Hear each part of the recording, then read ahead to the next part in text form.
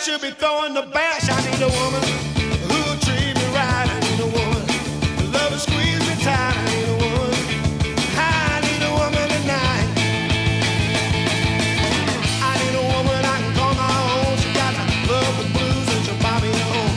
She'll tie me up at night and make me say when the sun comes up we'll do it all again. I need a woman who love and squeeze me tight. I need a woman who wanna treat me right. I need a woman.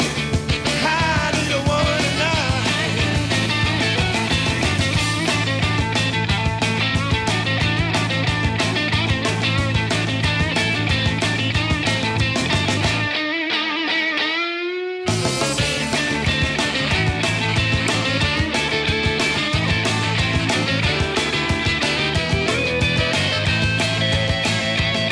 Well, my days are numbered and I'll tell you why.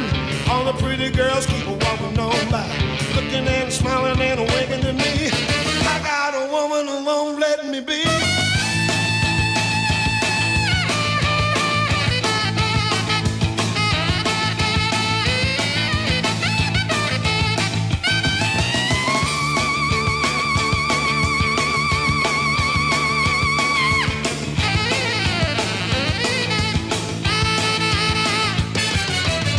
I need a woman who will squeeze me tight.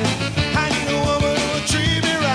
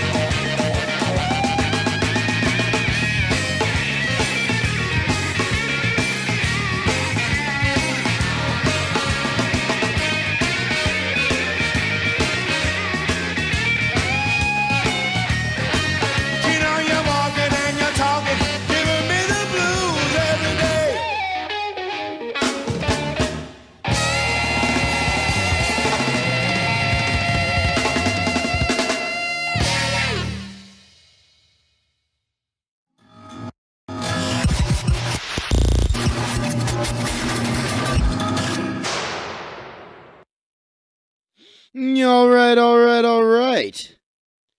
It's the Zach Waldman show. Here we are. Almost New Year's Eve. I looked at the date and I was like, really? December 28th? It's almost New Year's Eve. What a fucking weird year. I never know what day it is. I know I'm not alone on that. It's a common occurrence. It's still weird to just, I mean, what can you say, man? 2020 drinking game. Every time somebody says it's a weird year, take a drink. Be all fucked up. What do we got here? All right, I got a couple things lined up to talk about. Constantly scared that I've got the Rona. I'm constantly like, is that the Rona? My voice is a little bit different. My throat's a little bit different. Is that in my chest? I think I got the Rona. It's like Eddie Bravo was saying a while back. He's like, if you didn't know anything about the coronavirus and you got sick, you'd be like, I'm sick. And you would just get sick and then you'd be over it and that'd be that. But because you're so scared of getting the Rona, it turns something that wouldn't be that big of a deal into a fucking puts you in a panic mode. Anyway, just getting settled in. Been a long break. I got let's pack a bowl here. Yeah, I didn't. Wasn't here Christmas Eve or Christmas, and that was Thursday and Friday, and obviously wasn't here Saturday and yesterday. So that's a little break for me, and little break for you from me. See that?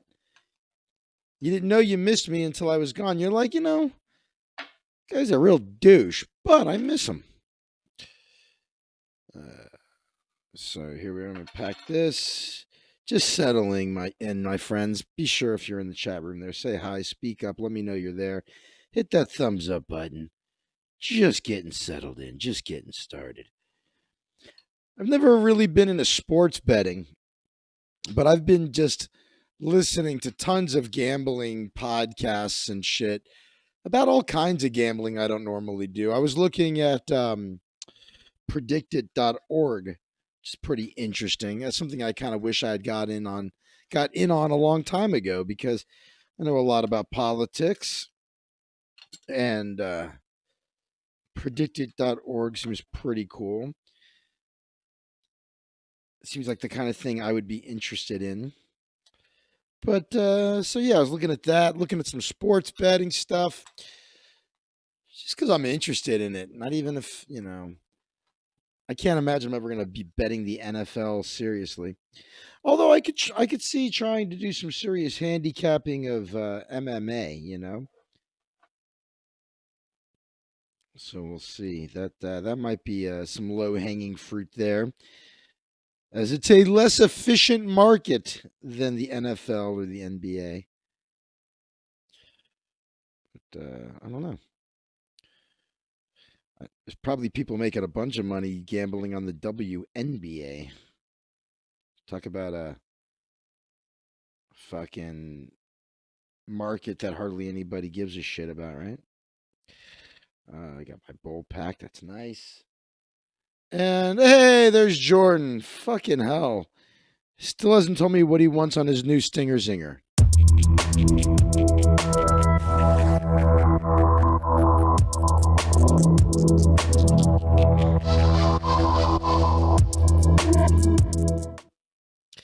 As a result, you get the old one until you tell me what you want on the new one.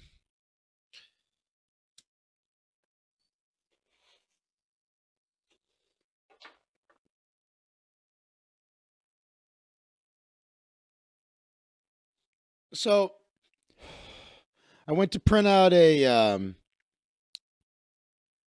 went to print out a shipping label for you today, and my printer broke,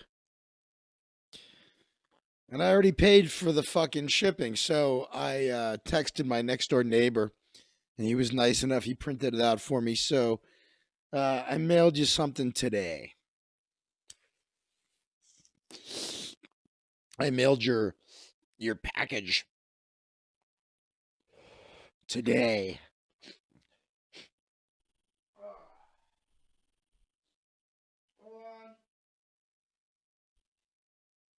As usual, my nose decides to start running.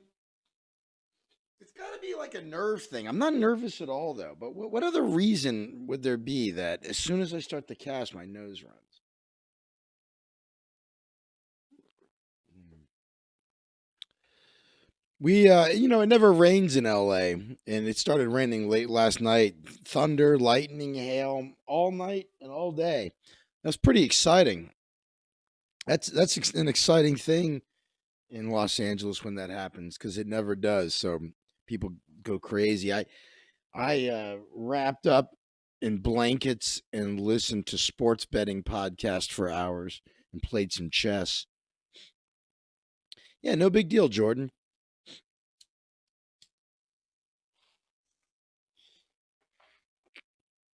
Those are cool. The I have a PAX, and I'm not sure which PAX I have, but I got mine for like $1 or something because again, I don't know which one this was, but there was like it was a Black Friday thing at the weed store, and like if you bought like whatever, then you got a PAX for like $1 or something like that. It was basically free.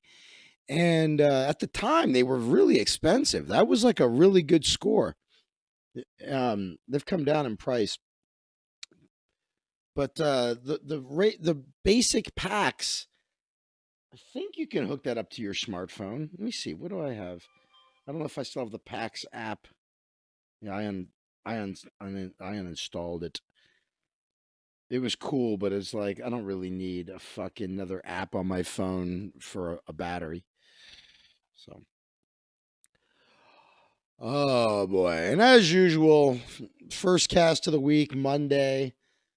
Always takes a little while to get into the groove. The news is usually a little slow. Hey, Lizzie. The wheel in the sky keeps on turning.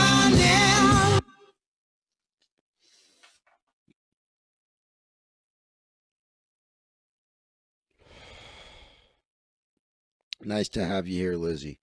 Just getting settled in, baby doll. Just getting settled in. I was kind of talking to nobody, and I was saying how I've never really been into sports betting, but I been listening to a lot of sports betting podcasts, more just to learn and stuff. But I was listening to this thing, how to build a bankroll out of nothing. And part of the reason I'm interested in this is because basically they say, forget about, there was all kinds of advice on this thing, but one of the things was using promos at online casinos to, get the bonuses and the rebates and shit. And, I've learned that trying to bet the totals and sides on the major sports like NFL, NBA is fucking impossible, that it's those markets are way too efficient. But a market like mixed martial arts is not as efficient. And so I'm thinking, I had I was listening to Nick DiPaolo's podcast. This is several months ago, and Bet DSL was one of his sponsors. And I wanted to place a bet on one of my friends. I think it was Kelvin Gastelum was fighting. It was either Kelvin or Tony Ferguson. I'm friends with both those guys, but one of those guys was fighting, and I was like, I want to bet on that. So I used Nick DiPaolo's promo code, and I thought this is cool. I don't know Nick, but I know he knows my pal Jimmy Schubert real well, and I'm a big fan of Nick DiPaolo. So I used his promo code. Thought, hey, give him a little credit. This is a long time ago. I said a few months ago. I just realized I did this before COVID. Fuck, man. That's crazy. So this has got to be like a year ago or close to it. Fucking time. Anyway, which brings me into another subject I'll get into in a second. Take a look at that. So I like Nick DiPaolo, and I said, fuck it. I got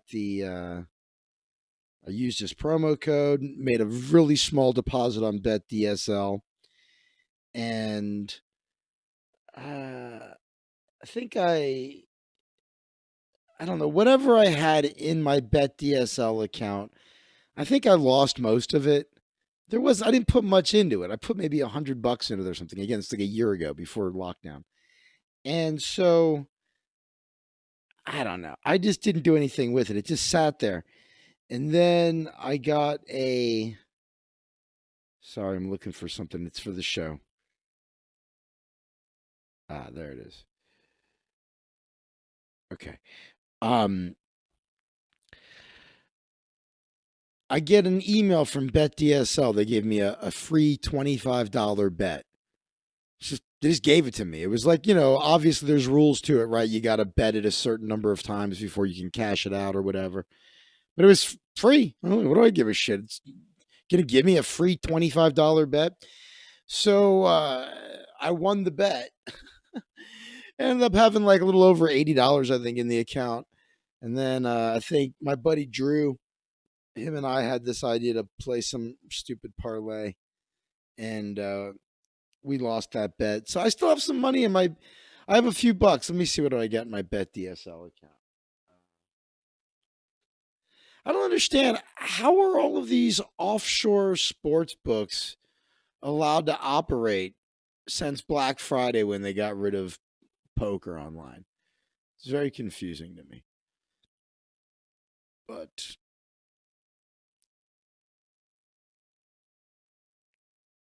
are you serious? All right, hold on. But these online sports books, they always have tons of bonuses and promos and shit. So this podcast I was listening to was talking about different ways you could. I wish this was bigger. Payout department will be closed. Oh, okay, no problem. What do I got in here? My active bonus balance. So it's all bonus money that I have because it was a free bet. So I have no cash balance. I don't know how many times I got to play this fucking thing out, but that's what I'm saying. I don't really know much about sports betting. That's why I just started listening to this shit. Anyway, I got $58.75 in active bonus balance. There you go. It's very exciting for me.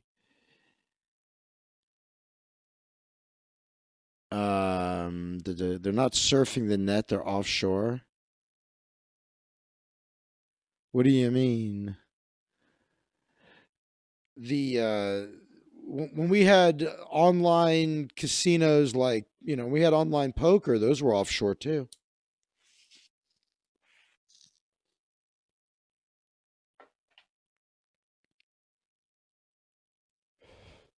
So, guys, I might have a really great little piece of advice for you. It's something I'm going to start doing tonight. I don't know, Lizzie. I don't know what the fuck is going on. That's what I'm asking. I've got. Let me move up a little bit here.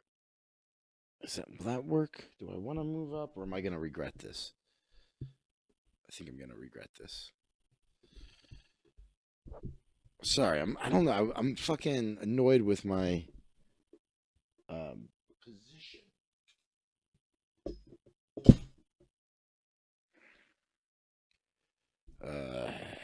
I'm not comfortable. You're gonna watch me. You're gonna watch me fucking flip out here. I shouldn't have. Okay. Am I happier now? I think I am. You guys have no idea what a fidget I am. This is wow, why I am maybe it's cuz I hadn't been smoking weed today. I was saving it for the cast, but I am I'm crawling out of my skin. Okay, hold on. I don't know why. There you go. I don't usually get like that with you guys. Fucking neurotic motherfucker. Oh, I'm okay now. Just got very, very uncomfortable for some reason. Pack another bowl. I don't like where I'm standing. So all the fidgeting is happening at once with the pot injection. It's like I haven't smoked. So that's probably why I got to settle. All right. So I'm reading this book called Storyworthy. It's by Matthew Dix. And he's a guy that's won a bunch. I don't know if you guys know what The Moth is, but it's a storytelling podcast slash like open mic in New York where they, I guess, compete in telling these short stories, right? Anyway, I'm interested in that kind of stuff. I was actually thinking about doing some storytelling in my magic show. I thought that might be a cool thing when I think I have a virtual show in January. I think I'm not actively going after the virtual shows for a number of reasons. One of the reasons I'm not actively going after them is my computer. I'm worried that I mean, I've done some and they've gone fine, but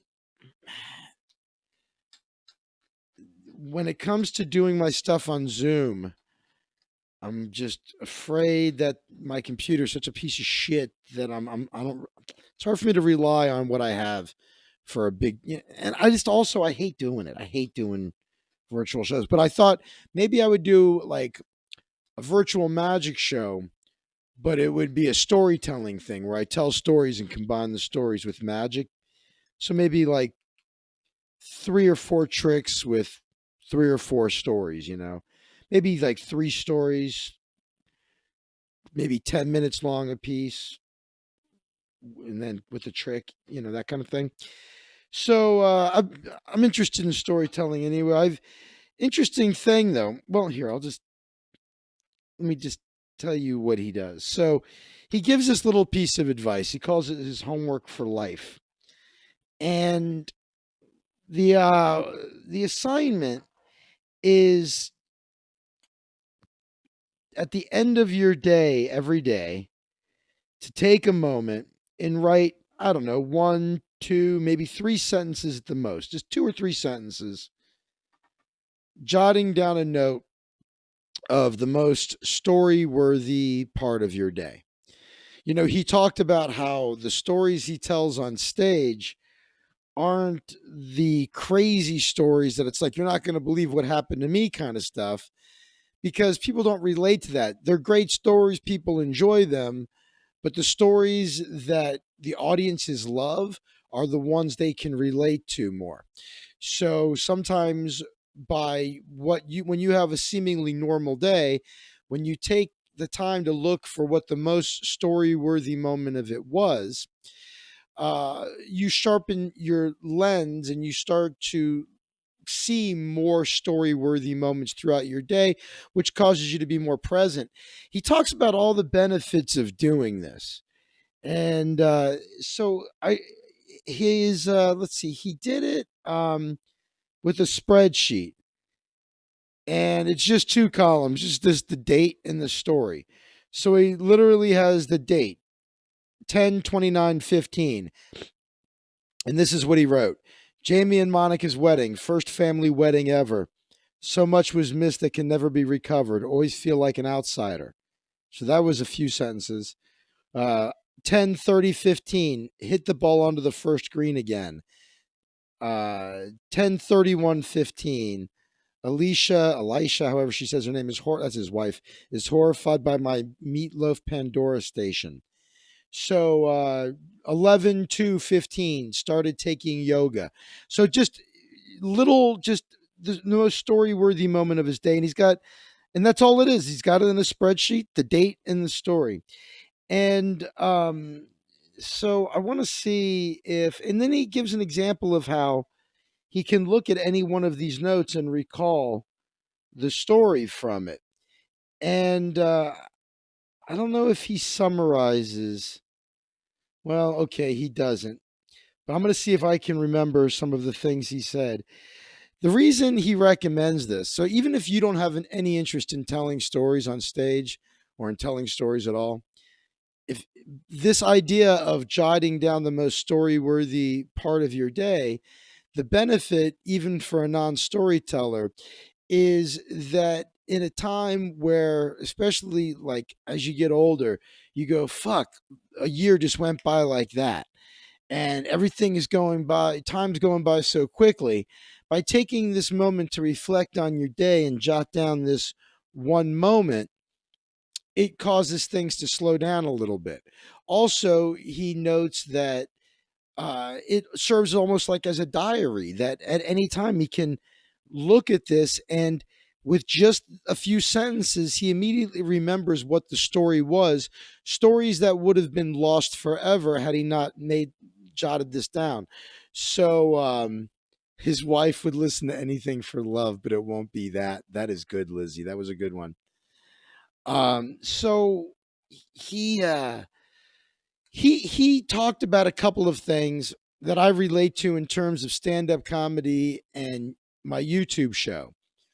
The first one is when I'm actively working on stand-up. Well, I mean, I'm always doing this, but especially when I'm like really working and gigging a lot and I'm actively working to develop material, I live my life, but my lens I'm observing all the time, and I you start to it becomes a muscle that you just work over time and it gets stronger, and then as things happen, you immediately go, oh, that's something. What I just did is something a lot of people do. It's a moment that a lot of people can relate to, and you make a note of that.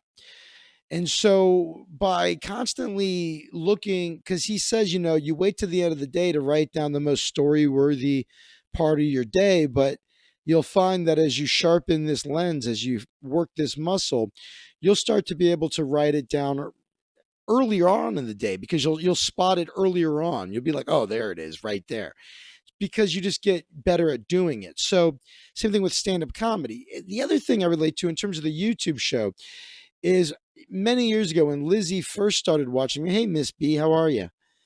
When Lizzie first started watching me a million years ago, I used to tell a lot of stories.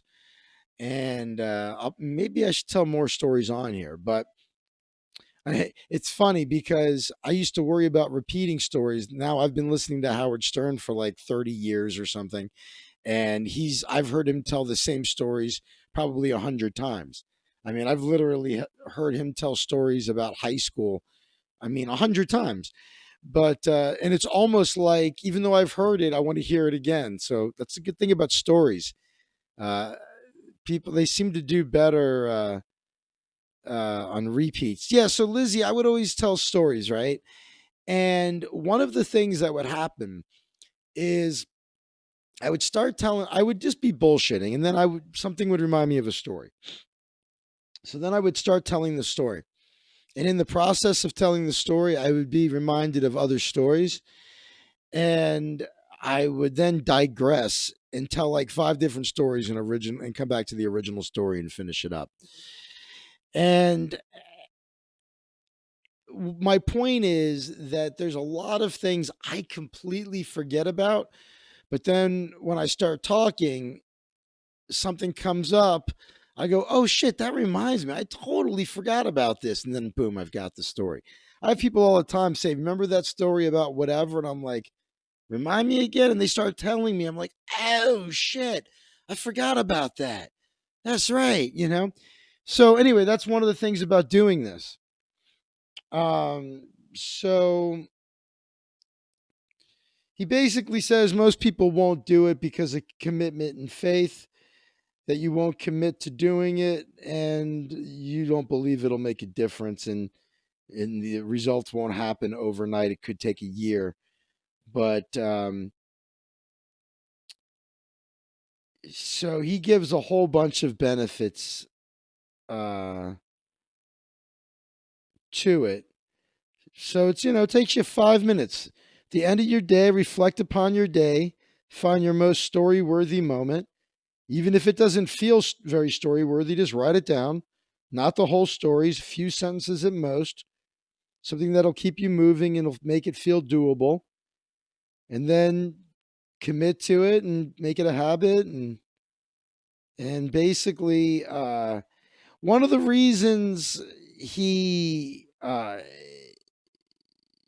did this, by the way, and this is really smart, is he was like, if I was going to be a storyteller on stage, I couldn't wait for crazy shit to happen to me in order to have fresh stories to tell. He's like, I needed to be able to have a consistent supply, an ongoing supply of stories. It's like, I can't wait to almost be kidnapped and okay, there's a story, and I got to wait around until some crazy shit happens again, right? So by writing your most story worthy moment of every day down, you end up with this diary and this collection of things that you could just look at and immediately recall. Oh, yeah, I remember that. So I'm going to start doing it tonight. I actually put it on my, I use a thing called Habitica. Habitica is, if anybody wants to join me in it, you can. But I'm using it, but it's been a little bit different now because of COVID. But Habitica basically is a way to gamify your life. You create different to-do lists, and then you can create a reward structure, and you get like an RPG character, right? So let's say your daily to-dos include exercise, meditation, and keeping an eye on your budgeting. Checking your account balances, making sure everything's accurate, right? Those are three things you do every day. And so you wake up, and when you meditate, you would hit a little thing that says meditate, like you would check it off a list, and then you would gain, like, hit points or something. And so then yeah, if journaling is something you do every day and you want to make sure you do it, and then you assign difficulty levels for every task. So for instance, if you're already journaling every day, you might not even need to put it on your list. But okay, let's say you put it on your daily task. You can make it something that's incidental. So you do it every day, you knock it off, good. But let's say it's really hard for you to wake up uh, at 10 a.m. every day, like it is for me. Well, if that's the case, then I might label wake up at 10 a.m. I might label that medium. And if I woke up at 10 a.m. that day, I look at my list and go, fuck yeah, I woke up at 10 today. And I clink that off. Maybe for you, exercise is really fucking hard. So you make that hard, or maybe, whatever it is, you have to be. Here's the thing about the game, you got to be honest with it. The only person you're cheating is yourself. So, but what's cool is you fight monsters and stuff in the game. So, like when you complete tasks, you fight monsters and things, and you could team up with other people and form like a party, like in D&D, and you could like attack a monster together. So, let's say you're supposed to do a few tasks and you don't do them, you'll take damage from the monster. Whereas if you do the things you're supposed to do, you'll deal out damage. And then you get in game rewards, like, of course, gold coins. But then what you can do is you can attach the gold coins in the game to real things. So you could say, okay, every time I earn 500 gold coins, I um, I get to go have a massage. So maybe 500 gold coins equals a real life massage. I mean, you could buy stuff in the game with it too. It's called it's here. It's Habitica. Habitica. I typed. Oh fuck! I meant to type it into. That sucks. Hold on.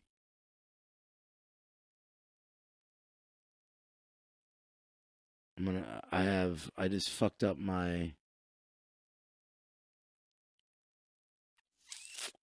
Shit. I had a story here. I don't know what it was because I.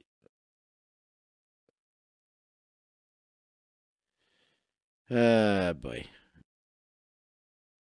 All right. What the fuck did I?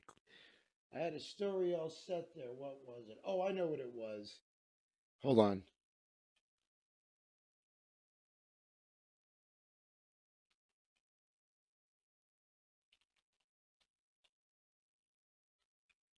Hold on one second, guys. I had a story I wanted to do for you. Okay, good. I found it. Okay, Habitica. Let me try this again. It's just habit, ICA. Habitica. As a matter of fact, if you want to join my party, here, let me see. View party. Let's see. I have one friend that joined and but he never used it. Party. Let me see how I can invite you. Invite. Uh, invite via email or username. No, isn't there just a fucking? Well, you'll have to look me up on there. I can send you an email, but I was trying to find just a generic link. But if you sign up for it, I'll give you my. My username on there is just my name. So if you join Habitica, just search for me at Zach Waldman, and then you can join my party. But yeah, Habitica is really cool. So it's basically a to-do list that's super fun.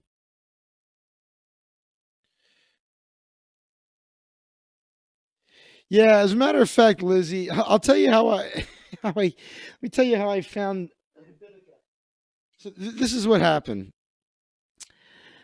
Jordan Peterson was talking about how you should have a schedule, that a calendar and a schedule is not a prison when used properly, and how you should, the night before, plan, the next day.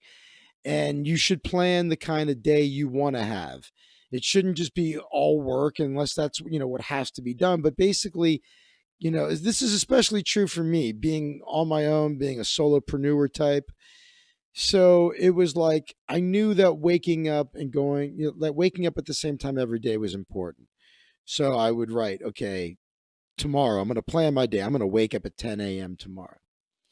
And then I'm going to do this. And I wrote down the time I was going to do everything. I'm going to meditate at 10:15.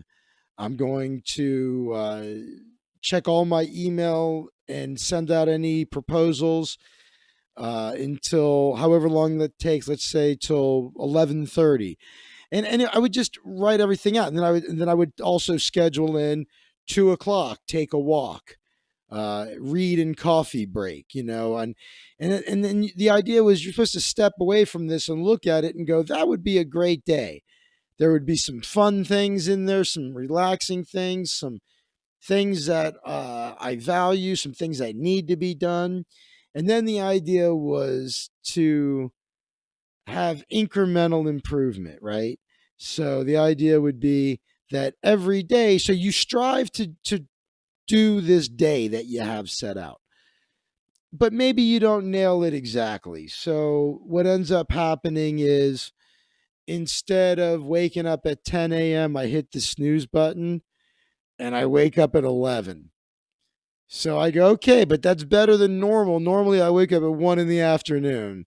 So I fucked up. I went back to sleep for like an hour, but 11 a.m. is better than 1 p.m. Tomorrow we'll try for 10 a.m. again. But I became satisfied with aiming at all of these things, striving to do my best to hit them all, knowing I probably wouldn't, but the goal was never perfection. The goal was to be better than I was yesterday. So if I woke up at 11 instead of 10, I was real happy if the next day I got up at 10:30. It's like, fuck yeah. Okay, I went from 1 p.m. to 11 a.m. to 10:30, then to 10:20, then to 10:10.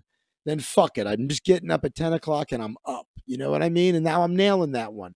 That's the way I was living my life before COVID. I still am using it. It's just there's a lot of things I just can't do anymore, or they're not relevant, and some of it I'm just fucking up. Um, so that was the point. Was I was doing that. I was the night before. I was sitting there with just a with notepad, on my computer and just making this list. And every day I'd get up and I would adjust it. I would look at what I wanted to do and what I actually did. That was the other thing. If my goal was to get up at 10 and I got up at 11, I wrote the goal and what I actually did so that I could see the progress. Then I had this idea. I thought, hey, Goiser Mas. Then I had this idea. I thought, what I could do? I could, I thought, what would be really cool is this feels like a video game. I wish there was a video game that I could take this to do list and turn it into like an RPG character, right? And then I thought, I bet I'm not the first person who thought of this. And I know that gamification's a big thing. Like I use a CRM for my business. It stands for Customer Relationship Management Software, and it's the core of my business. It's where all my leads and contacts are, and all of the contracts for gigs and everything is in there, right? But there's some gamification in it. Like there's all these really cool goal setting things built into the CRM where I can see a direct correlation of like, okay, if I set the goal to make 10 cold calls today and I make 10 a day, Monday through Friday, and then I see the results of those, and then I set my goal to make 15 a day, and then I see the numbers move in the CRM, it kind of gamifies it, right? Especially when you see results. So I thought, how cool would that be able to do with that with my life? Hey, what's up, Michael Plaster? Love you, buddy. So I thought, how cool would that be if I could have like an RPG character for my to-do list? But so I thought, okay, I can't be the first person to think of this. So then I did a Google search for gamify my life. And then I typed in something like gamified to-do list or gamify schedule, whatever I did. And next thing you know, man, I was like searching around, and then I figured if I came up with the idea, you know, I'm a dumb dipshit stoner. So if I came up with it, someone else had to have already done it. And then I found Habitica. And there you go. That's what Habitica is. And so then I started using Habitica instead of writing a daily to-do list. And here, let me see if I think Michael Plaster, I think I'm going to cave and get my shoulder x-rayed or MRI'd or whatever because it's really still fucked up. I was looking at Discord today, Jordan. I was actually, I was opened up my Discord today, saw that I was on the 10th Planet Discord, couldn't figure out how to, he said I wasn't allowed to post to the server, which I thought was weird. And then I was like, I really need to learn Discord because Jordan keeps telling me to. So I sat down to learn to use Discord. And then I started listening to a sports betting podcast and playing chess and masturbating and meditating and then taking a nap and eating Chinese food. But I was about to learn how to use Discord. All right. Yeah, I know I can learn it quick. I just the jerking off Chinese food got in the way and the sports betting all got in the way, but I'll get on there.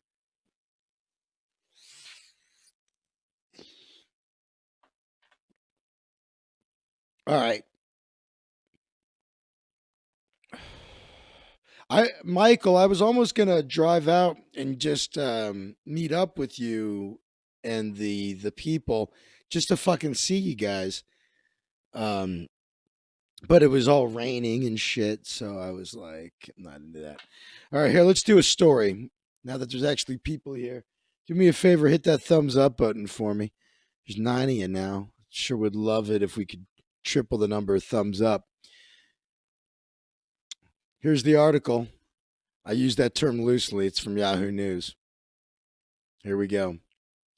In the know, TikTok lifestyle coach.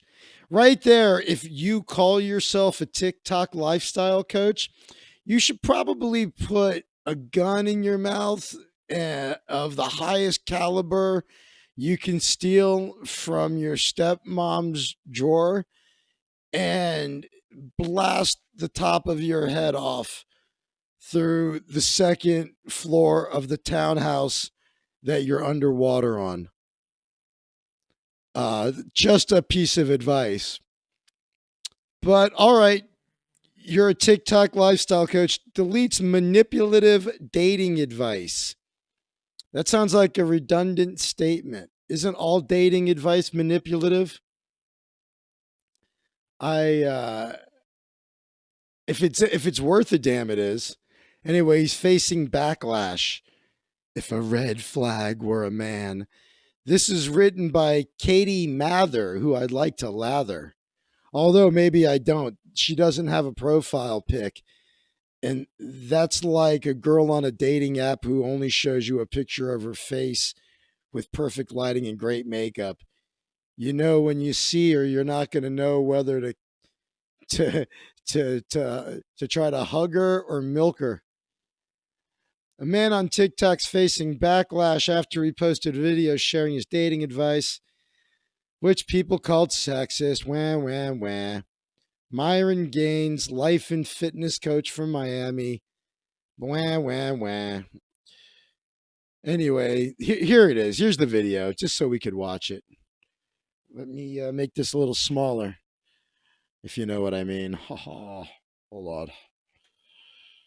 Have to make it big so I can read it. Small. When a girl tells you, hey, let's rain check or reschedule, you simply respond, hey, that's cool, but I'm not really. All right.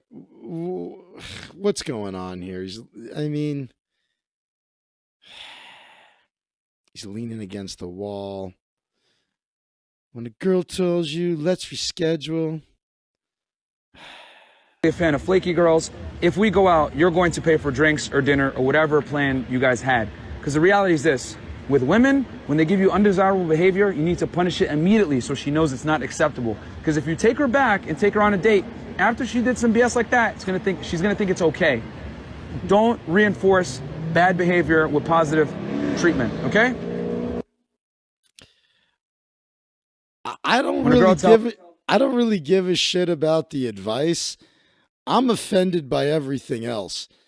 I'd like to make fun of the video, but actually the quality's really good. I mean, yeah, he's leaning against the wall like he looks like he should be on the cover of an 80s smooth jazz album. But at the same time, it's tough to knock. I mean, see, I think he's a good-looking guy, but I'm not sure. Every time, I've told a girl I know, like, oh, yeah, I got a friend. He's single. He's a good dude. He's a good-looking guy. And the girls, they're like, that guy is not a good-looking guy. I'm like, well, I guess I don't know. I mean, in my opinion, I mean, I don't see a problem with this guy here. The problem I have is just, it's almost hard to put your finger on. It's just douche chills, right? There's just an aura of douche chills. I don't know what it is. Now, the advice itself, I don't really give a fuck about. It's not good advice. I'll tell you why, but let's listen to it again. Tells you, hey, let's rain check or reschedule, you simply respond, hey, that's cool, but I'm not really a fan of flaky girls.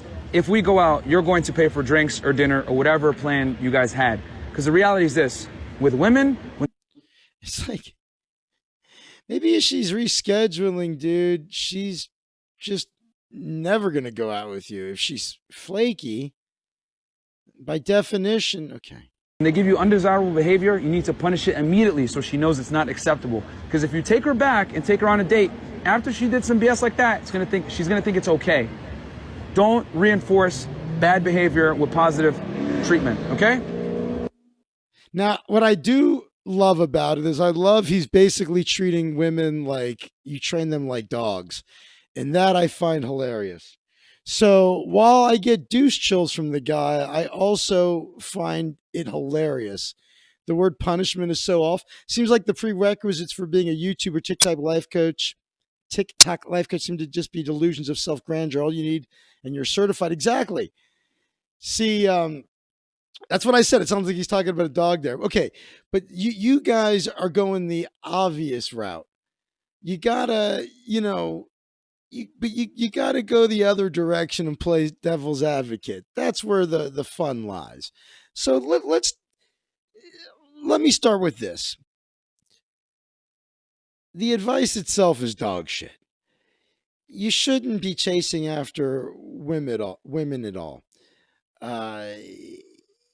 You either click or you don't click, and you know it right away. If you meet somebody and she's like, yeah, here's my number, and you call her or you text her, let's say you text her, go, hey, it was great meeting you, you free, and you don't hear back, that's the end. That's the end of it. And if she says, okay, let's make a plan, and then she cancels 2 days before, then you go, all right, no problem, you let me know when you're free next, because uh, you know, uh, you seem to be busy. And then you'll never hear from her. And if you do hear from her, then she legitimately, maybe, her grandmother did get hit by a bus. Uh, the way he leaned, that had attitude, I didn't want. To be fair, women are sometimes advised to use the Pavlov dog training method on men, which is also different than setting and holding boundaries. His mother bought that jacket, a woman. Well, I'm going to tell you. Do you remember what was the dating advice book for women that was popular like years ago? It was like The Rules or something like that. Remember that? And here's the truth. All of this stuff is nonsense. I'm not saying that it doesn't work. I'm not saying if you study the shit that the pickup artist community people teach you, it will definitely work. But it doesn't work for the reason you think it works.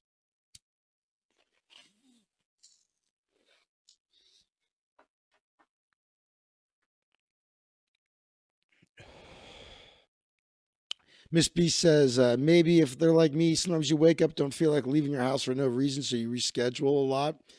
LOL, anxiety. Years ago, I had a date with a girl, and then we agreed to go out like in a few days. I hung up with her. I jacked off, came, and immediately realized if she had been there with me, I would be fucking horrified and disgusted with myself. So I called her right back after I came and said, oh my God, right after I hung up with you, I booked a gig. I got to cancel. And then I never called her again. Um, but I mean, that was pretty great because normally I go on the date, bang the girl, and then I'm like looking at her and I want to vomit. And I'm like, what did I do? This time, all I had, I was like, she caught me when I was vulnerable. I hung up, blew my load, opened, Facebook back up. This was years ago. And looked at the picture and was like, how would you feel right now? How do you already feel just having to imagine you have to now like talk to this person? Ooh, I was just shuddering. This was years ago, Miss B. Post nut clarity, exactly. Eddie Bravo calls it post nut syndrome. I've heard many different names for it. Well, I'll tell you, one of the things that kept me like that when I stopped going to like hookers and rub and tugs was every time I thought about going to a rub and tug, I would just jack off and I would be so happy that I saved myself the money and the risk of arrest. you know, I'm like, I know it's unlikely, but do you really want to not be able to go to Canada for a gig because you got arrested once for getting a rub and tug in Venice? You know what I'm saying? So jerking off saves you a lot of time, money, and effort. I always recommend you jack off before you use a dating app as well. Again, I haven't been on one of those in years. I had a girlfriend and I don't know what she is now. She's my sort of girlfriend, I guess. I don't know what they are. She is. You remember those Lex Terry morning radio guys that started out in Florida? I believe you remember those Lex, I don't know what, Lex Avenue Terry? I don't know what the fuck you're saying. Don't want to piss off Canada. I'm in Vancouver. If you need me to vouch for you, let me know. Well, I've just heard of performers getting booked in Canada to do like a corporate event, and they got their permit and everything, and they get to the border, and they're like, "Yeah, you have a misdemeanor from when you were like 19," and the dude's like 60, and he's like, "What? You talking about?" That time I, did whatever, and they're like, "Yeah, you can't come into Canada." That was 40 years ago. So I've never had so much as a ticket in my life. So not on record anyway. I received a ticket that I showed up for court and the cop didn't show up. But I have the squeaky clean record. Cool. So ing. So ing. I'm so confused. Goisermass. Who's ing? Is ing Goisermass's name?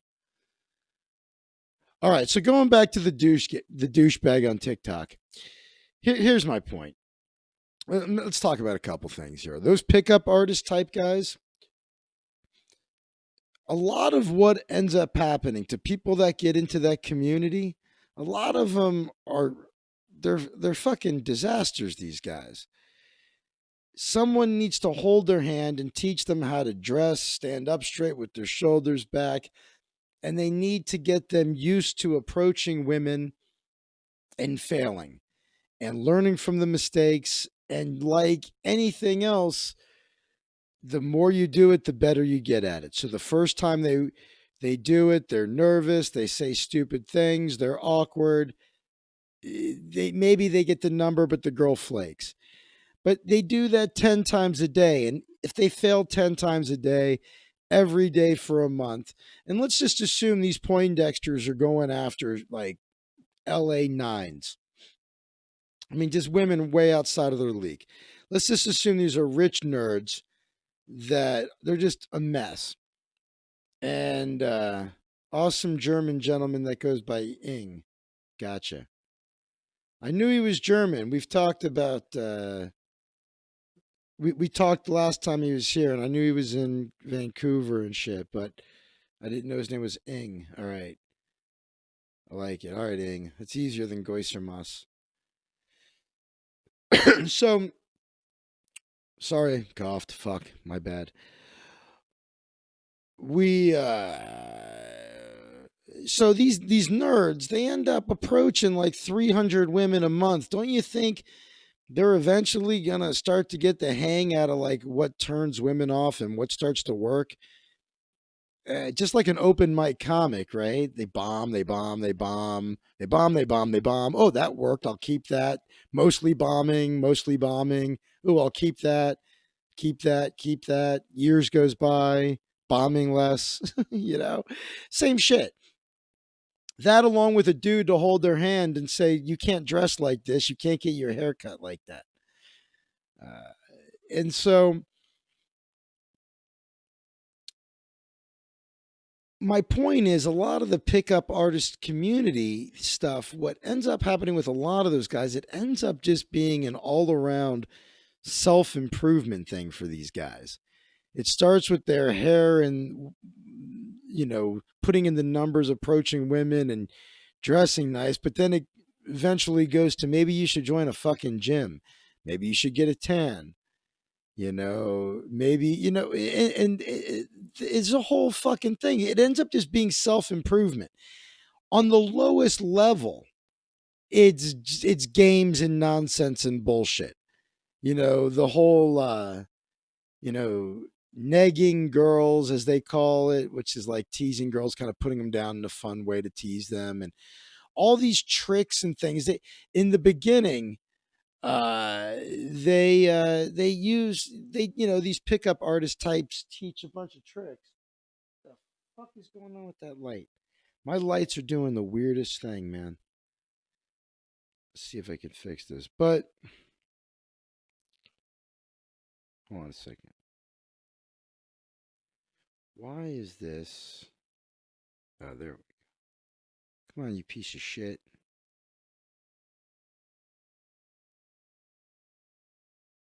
One of my lights is just fucking acting weird. I don't know if I have a neighbor of mine or something has the same fucking light as me, and like their Bluetooth is fucking with mine. Because my light just keeps, when I'm not doing the show, and I turn the lights off with my app, all of a sudden the lights just turn on for no reason, and they change colors for no reason, and then they just turn off for no reason. So I finally unplugged the fuckers.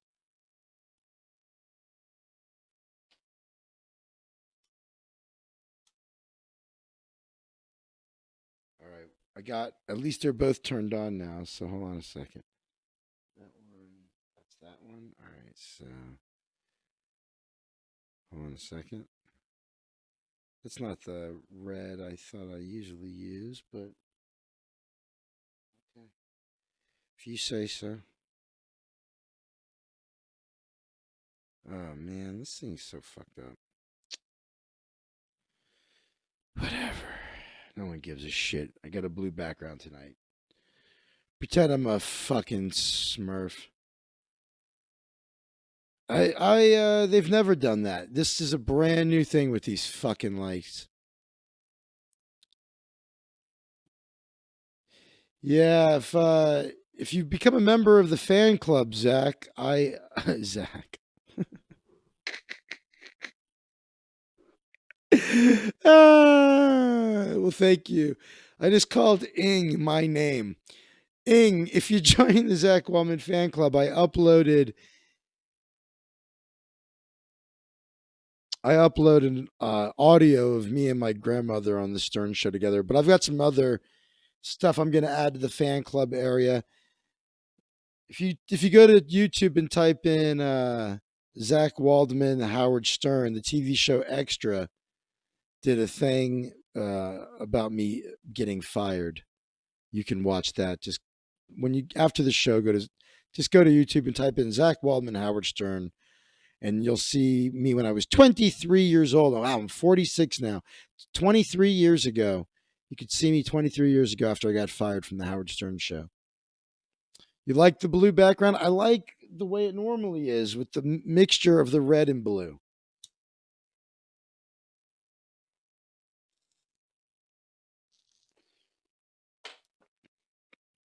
But fuck it.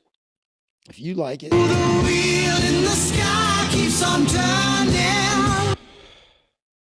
If you like it, that's all that matters.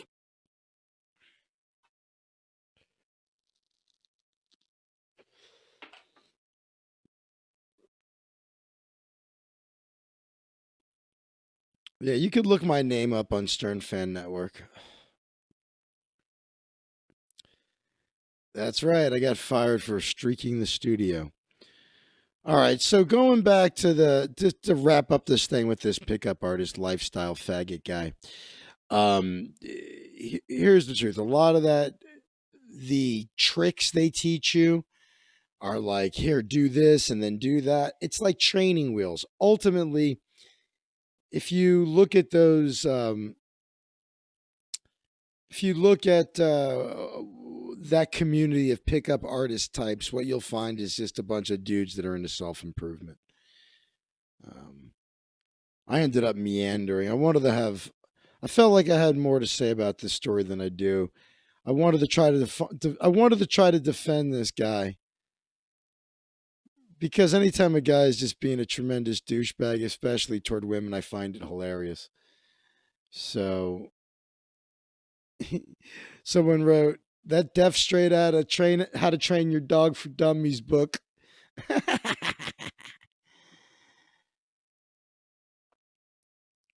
He also has things titled Never Be Vulnerable to Your Girl, How to Date Multiple Girls at the Same Time. I'll tell you what, the only mistake this guy's really made, in my opinion, is that he deleted it, that he caved. He caved to the pressure. He should have just said, fuck it, man. This is what I do. That Tom Likas made his whole career, not his whole career, but a big part of Tom Likas' career came from Likas 101, which was his weekly segment where he taught guys on the radio how to get more tail for less money. And he had all these rules, right? Never date a single mother, never spend more than $40 on a date. Dating equals fucking. If she doesn't fuck you after 3 dates, she's never going to. Cut her off. These were all rules of Tom Likas's. But he had some good tricks too. One of his famous tricks was you call up a girl and you say, now you got to also remember Tom's advice was aimed at primarily young single men, guys in college, guys in their early mid 20s, guys that don't have any business getting married and having kids yet.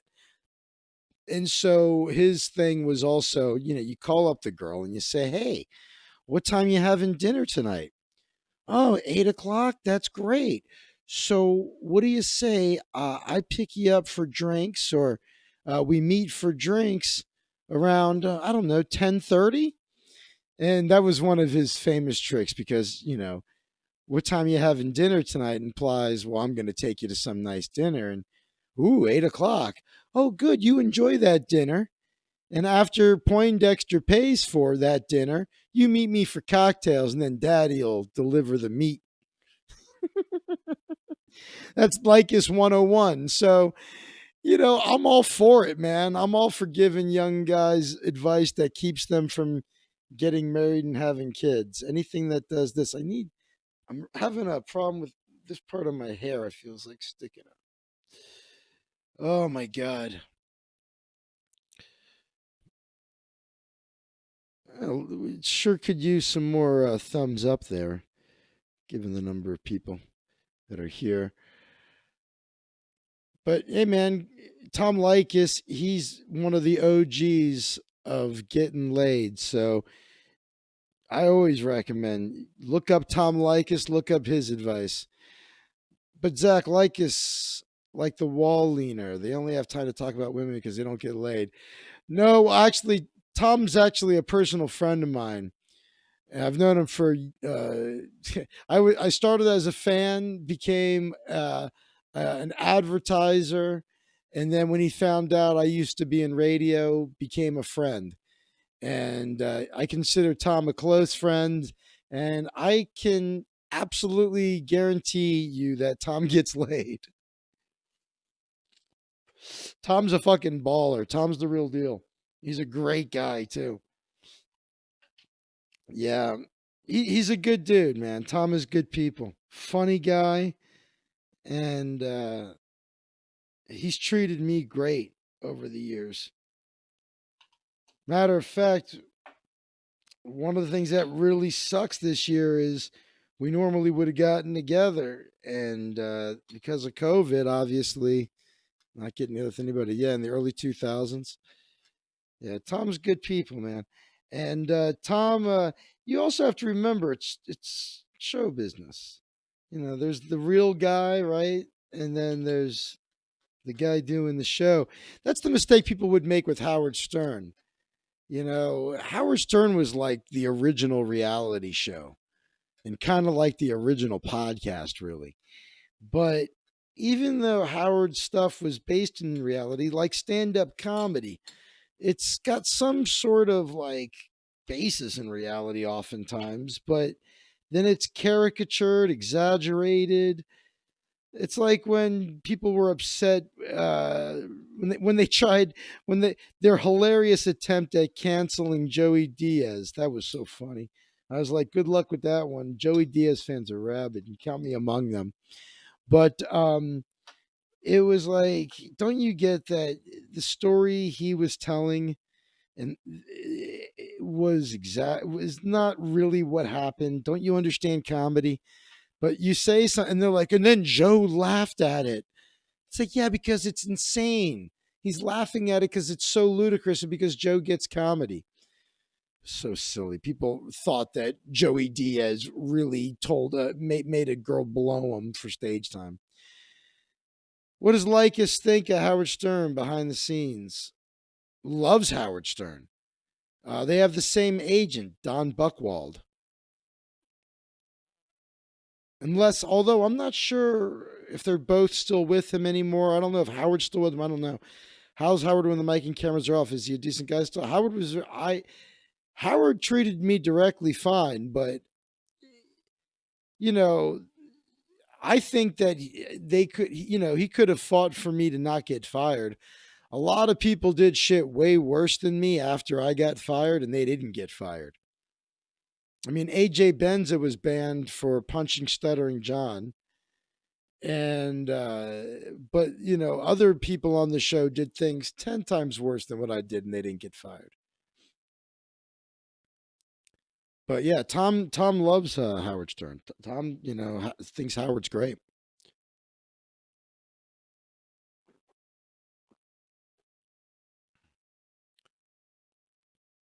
Artie Lang was not fired after attacking people. Yeah, well, I love Artie. It's supposed to be a wild show. How about they stop firing all of us? You know what I mean? That's what the Howard Stern show was. It was wild. And then also, you guys are too wild. There's, whatever.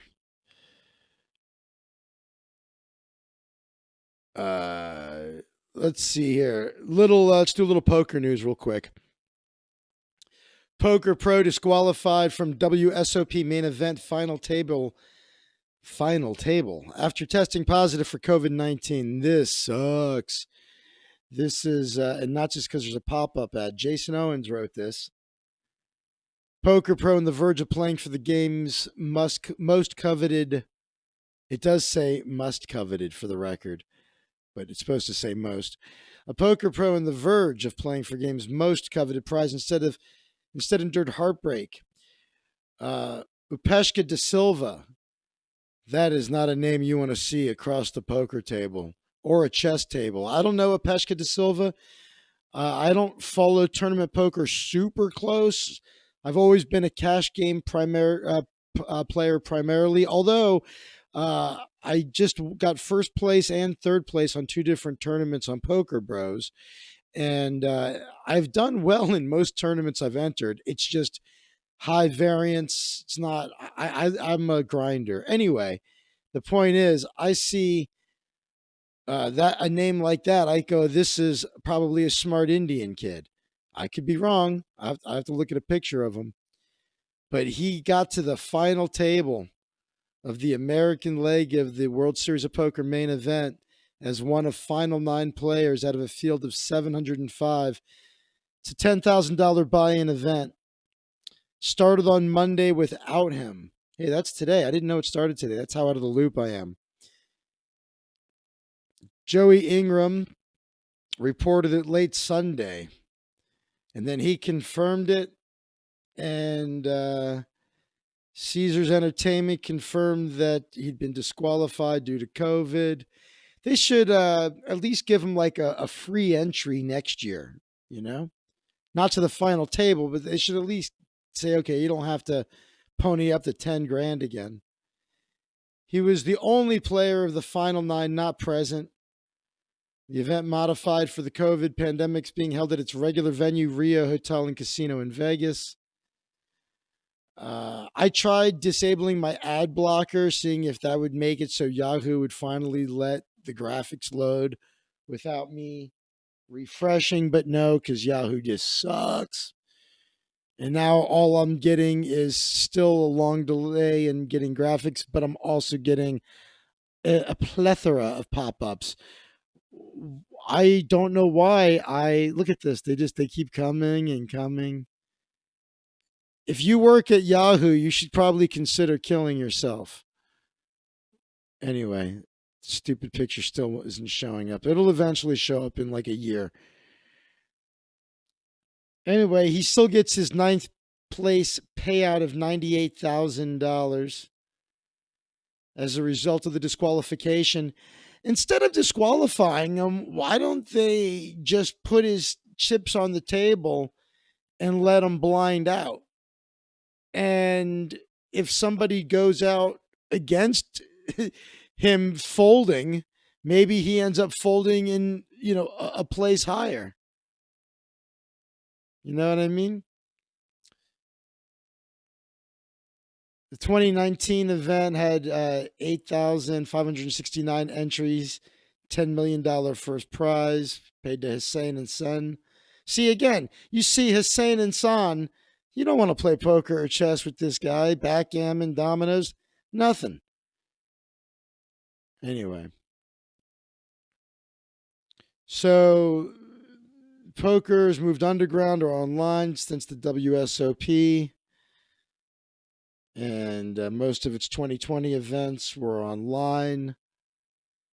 This year's main event was held via a modified format with separate tournaments for American and international players. Bulk of American flight was held online, and then the final table commenced in person today.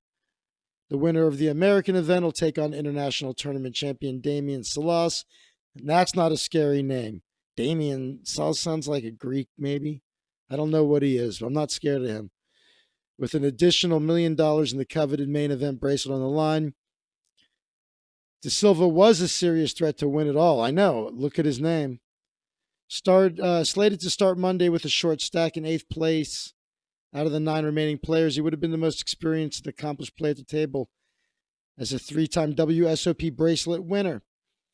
According to Hendon Mob, he's got more than $3 million in lifetime poker earnings. Some in the poker community suggested delaying the event until he was cleared to play live or to continue to hold the event online. Yeah, I don't know. What was the rush, man? Why are we in a rush all the time? I'm always wondering, like, even shows like Real Time with Bill Maher, and it's like, okay, we're out of time. I'm like, it just seems so antiquated. And especially at a time of COVID when no one's got to be anywhere. Like, why don't we all just stop rushing? We've got the internet. We've got time. Do shit the right way. Yeah, man. It's it just to get to the final table is obviously like winning. It's like winning most of a lottery ticket already. So, chances are slim that it'll ever get there again. Just because, we'll see what comes of the World Series in the future. But typically, there's just so many people entered, Anyway. For some reason, I've got 11 watching. That's amazing. Probably going to disappoint most of you, but while you're here, before you're disappointed, hit the thumbs up button for me.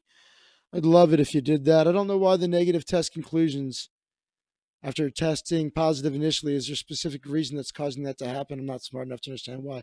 I'll tell you, when I got sick a few weeks ago, I went and got tested. They gave me 2 tests, and the first one came back negative, and they said, this one, if it came back positive, it's usually pretty accurate, but when it comes back negative, it's like 60-40. So we're going to give you a second test since this one came back negative. These results you'll get in 2 or 3 days, and this one has a much more accurate Result, it's like in the 90 percentile. So if it comes back and says it's negative, you're all good. And that's what happened. So, well, I can't, now that I've got some people here, I just realized I can't even believe I almost forgot to tell you this story. Okay, so here we go. I got a fucking story for you guys. Kind of story I probably shouldn't be telling because people are gonna frown upon this, you know. But listen, here's the reality. I'm not proud of it, but the reality is, if you're gonna tell me I can't work at all and everything is canceled and every place I normally work is shut down, um, and you're not going to give me any money, what am I supposed to do? Am I supposed to not work? All right. So fuck it. I took a gig on Saturday in downtown Long Beach. And it's for a 26-year-old birthday party. I'm told it's going to be a small group. I'm supposed to start the show at 8. I tell them I'm going to get there between 7:30 and 7:45 to set up. I'll be ready to go by 8 o'clock. So I get down there, I find parking. I actually have a friend that lives in that neighborhood. If I had realized where it was before I went, I should have said to my buddy, "Hey, want to go to a gig with me?" You know? Always good to have company at a gig. So, not because it's a dangerous neighborhood or anything, it's just it's always good to have company with you. And actually, this particular friend of mine happens to be he's a black belt in jiu-jitsu, and he's the head instructor of 10th Planet Long Beach, which was burnt completely to the ground, completely destroyed during the looting. The same weekend the looting happened here in Santa Monica. And so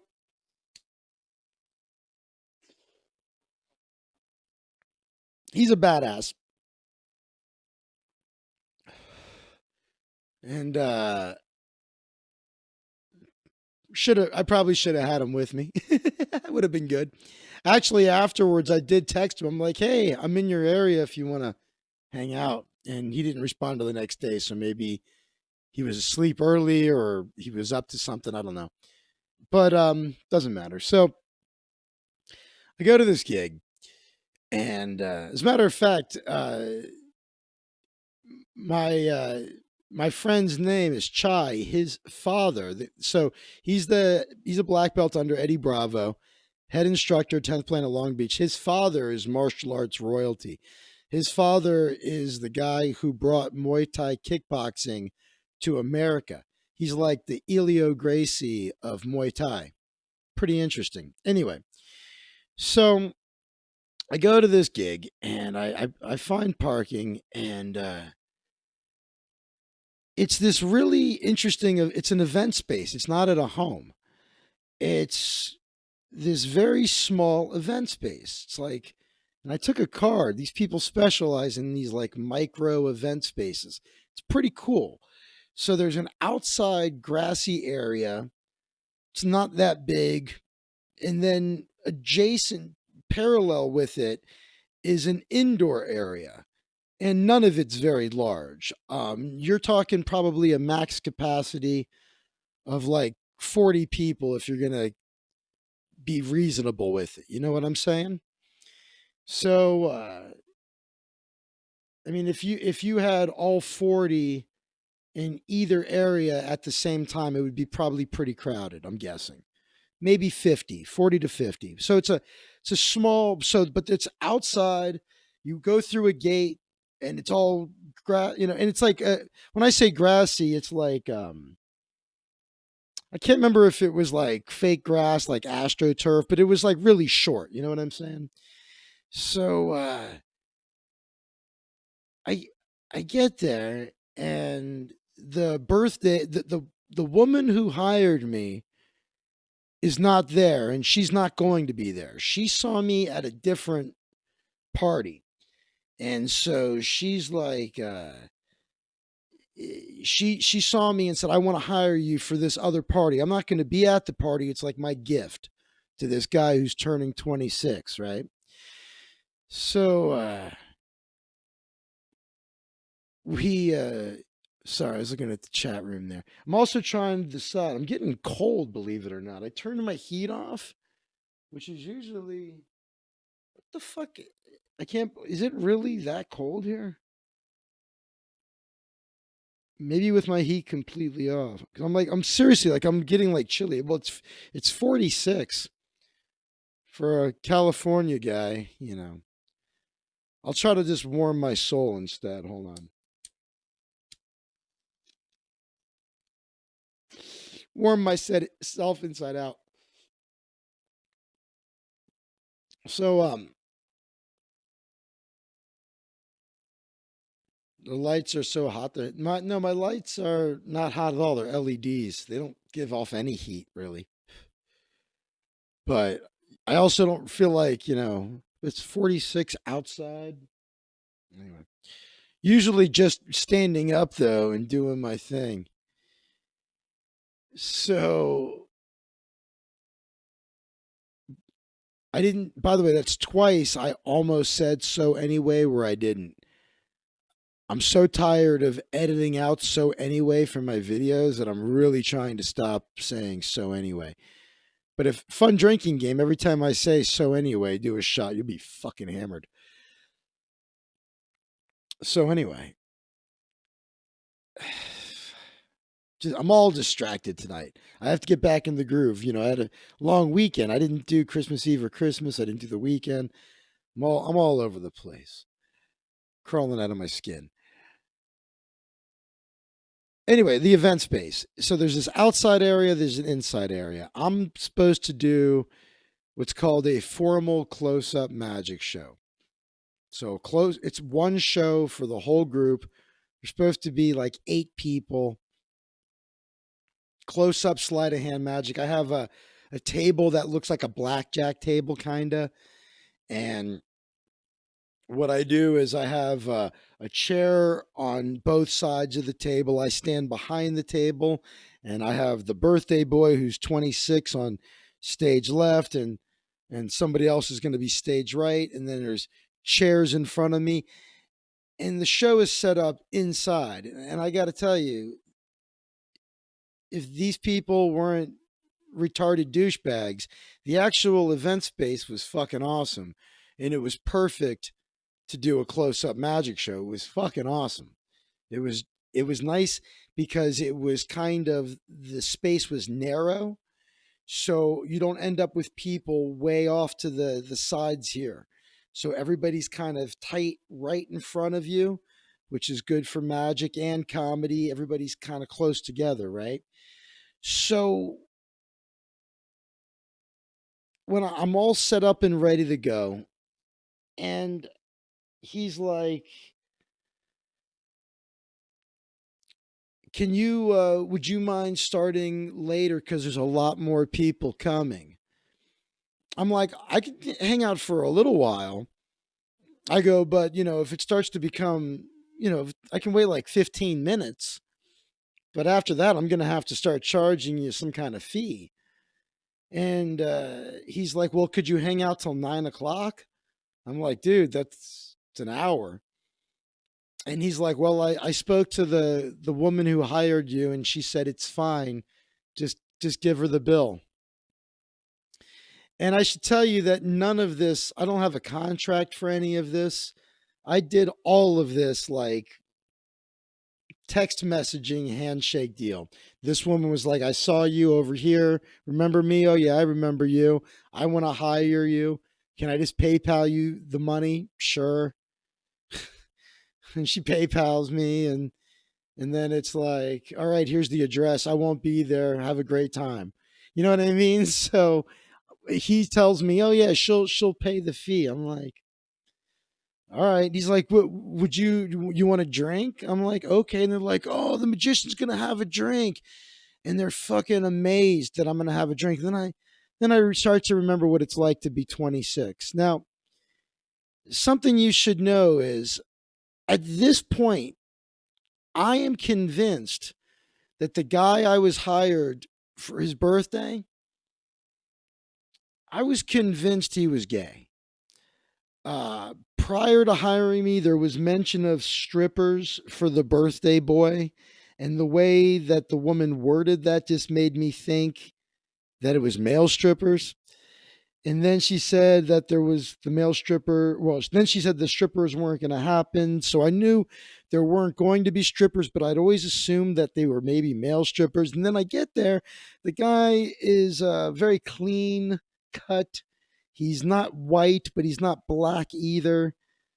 He's wearing a pink shirt and like red shoes, and he seems very, very gay to me.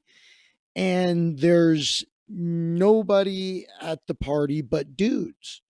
It's all guys. There's not a woman there, and there's about how many people I was told was going to be there. When he's like, there's a lot more people coming, I'm like, that's kind of not the deal. There's supposed to be like 8 of you, something like that. Maybe like, or maybe it was, I don't know, maybe we said 20. I'd have to, but wasn't supposed to be a lot. But when he says a lot more, I'm thinking, okay, if it's like 10 more and there's like 18 people, that's cool. But what's a lot, Anyway, there's, yes, thin and clean and gay. Not that there's anything wrong with it. Exactly. I don't mind, but I'm talking to these people. We're just making small talk because he's telling me wait until 9 o'clock, and they're all really nice guys. I'm the only white guy though. Everybody else is black except for the birthday boy, and the fact that she called him a birthday boy, I, I'm pretty sure. And I'm like, these guys, none of them, other than the birthday boy, really seem effeminate. But you can't just. That's a stereotype, Zach. That's what I'm thinking. It's clear they're all gay, though. I mean, that's pretty obvious. I'm 100% sure at this point. I would have bet my fucking house that everybody at this party's gay, right? Hold on a second. I got to turn the heat on.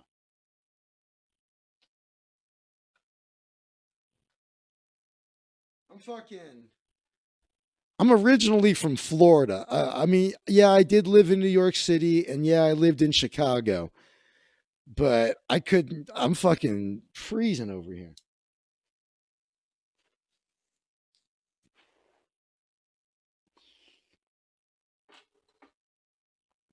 What's up?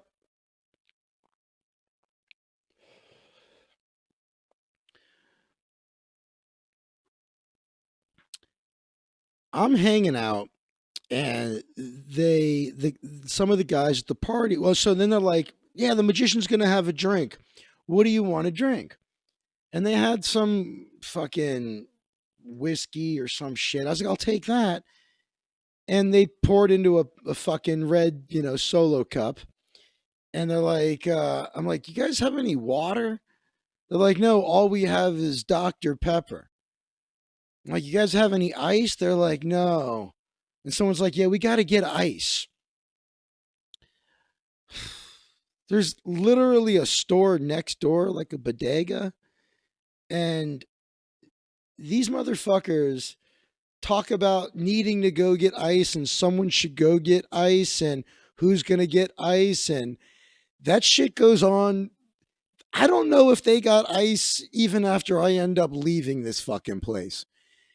But again, I remembered what it was like to be 26 and retarded. So I'm rolling with it. So I just wanted the water for like my fucking self, And he's like, "So you want anything to smoke?" I'm like, "Yeah." He's like, "What do you want to smoke?" I'm like, "You got weed?" And he's like, Oh, well, let me ask my friend. He goes, do we have any weed? He's like, oh, the trees are back at my crib. And exactly, Lizzie, exactly. They are still talking about someone to get the ice. 100%. And he's like, well, go back to your crib and get the trees.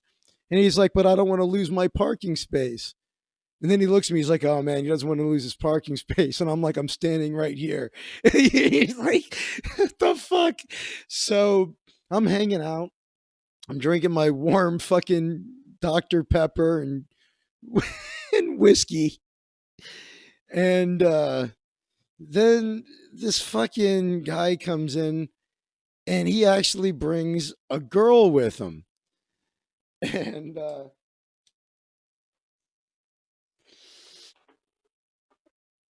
he also brings in a drink sled. This guy seems too old to own a drink sled.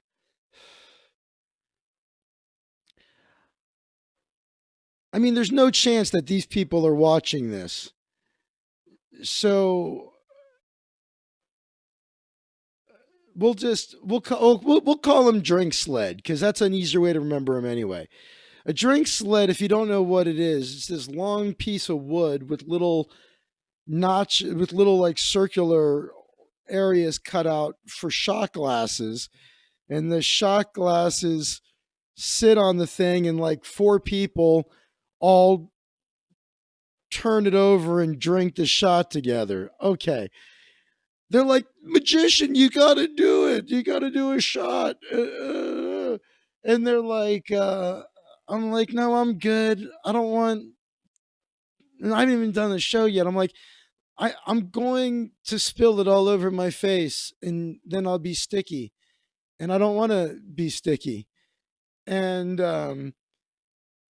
then I was like, they're like, well, drink something. I'm like, because I finished my fucking whiskey and Dr. Pepper. I'm like, oh, you got Jameson's? Give me a shot of Jameson's. And he's like, really? He's like, dude, that's like the worst stuff we have. I'm like, you motherfuckers are drinking shots of Fireball off of a piece of wood, and you're judging me for wanting to drink a classic Jameson's whiskey? Classic Irish whiskey? Like, what? The fuck planet am I in, right? On. So I get my goddamn Jameson's like an adult, and there's still no ice. And so I'm sipping on, Jameson's, and they want me to shoot everything. The idea of sipping whiskey to them is a completely foreign idea. Just drink it. I'm like, well, what can I not? Why can I not sip it? You poured like 3 shots worth in there into this red Solo cup. I'm in some kind of Long Beach frat gay hybrid nightmare situation. And by the way, I got to tell you, I was not paid very much for this very illegal party.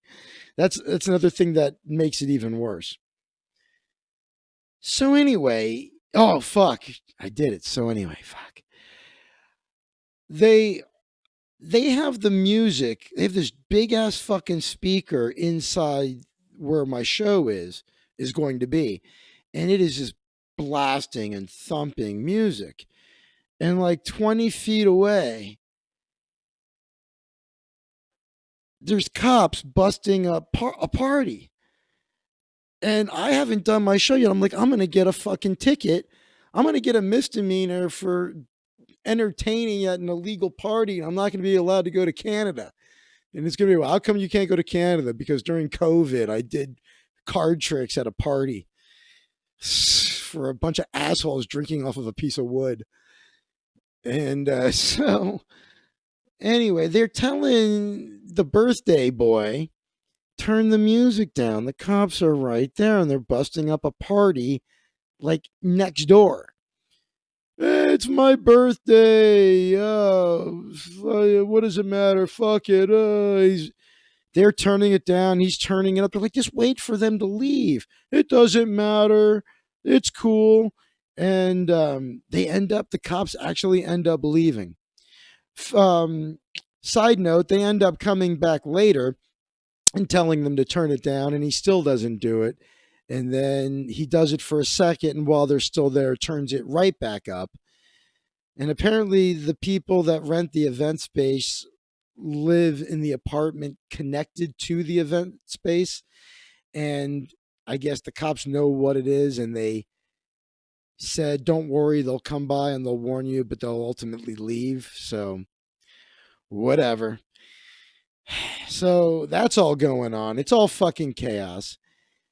And so it's now like 10 after 9. So I'm waiting. It's been over an hour since I'm supposed to start.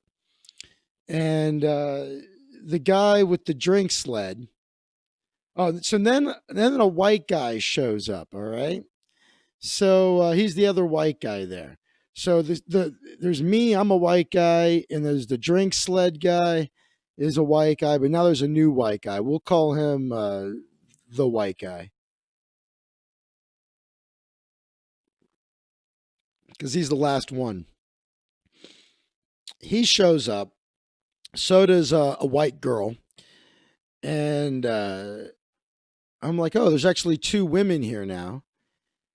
And one of the white women says, when are you going to do your show? I said, I was supposed to start at 8.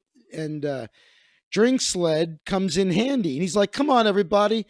Let's do this show. I'm excited to see it. So he goes, grab a chair. So I can't believe Drink Sled is actually coming in handy, this guy. He's actually helping me out.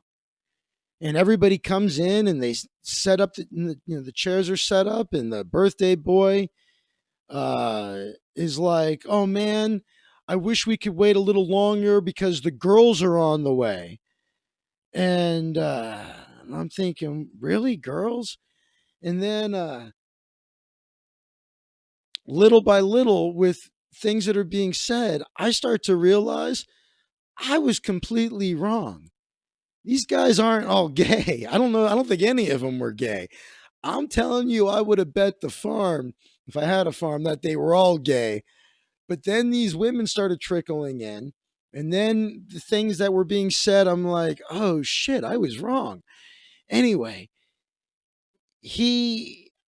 I got the birthday boy on my left. I got the one of the white girls on my right. Everybody else is in front of me. And oh, Plaster's still here. Yeah, Plaster. I was right down the street from where Chai lives. Like, if I should have told him the day before. Anyway,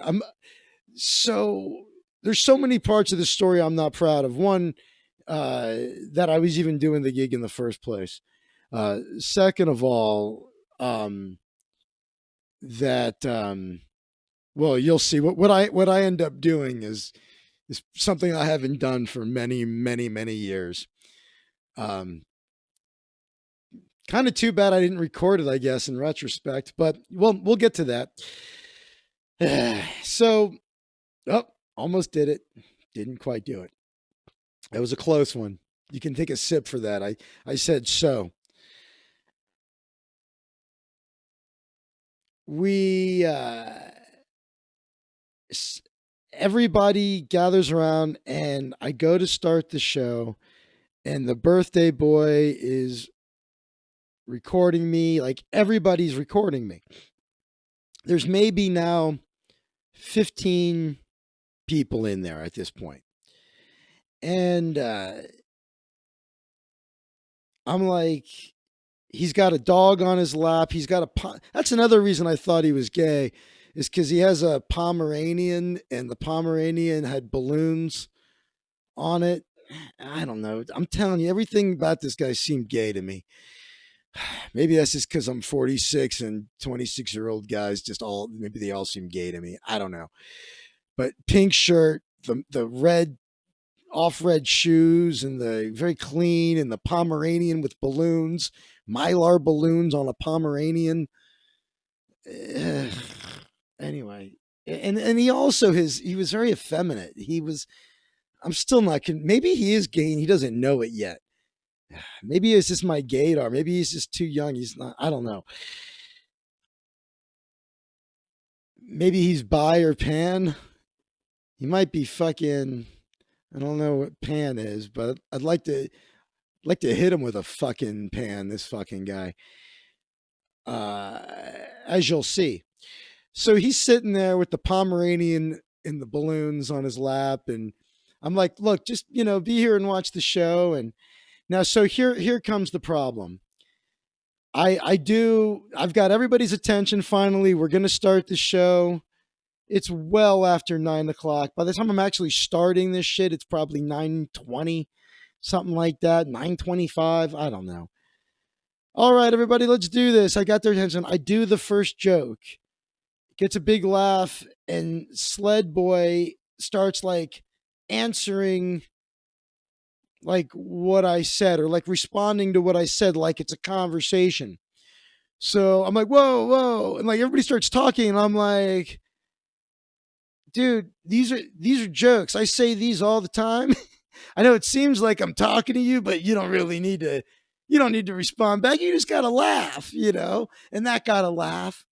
And I go to do the trick, and now there's a stereotype in magic, and it happens to be one I've seen quite often. Uh, Aziz Ansari actually did a bit about it, and somebody else did as well.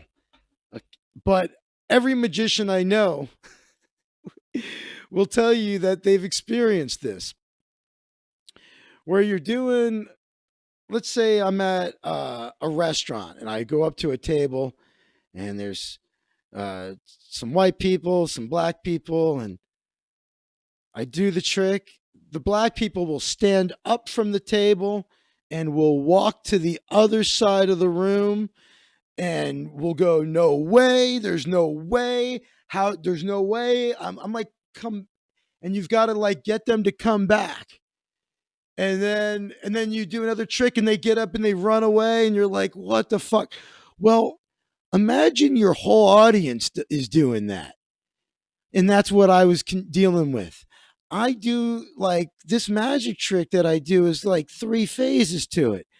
So it's like I do the first phase, and they all go fucking stand up and walk away and walk around the whole fucking room, and they're talking and they're going, and I'm like, hello, hello, there's more to the trick. That heats too much now. Hold on.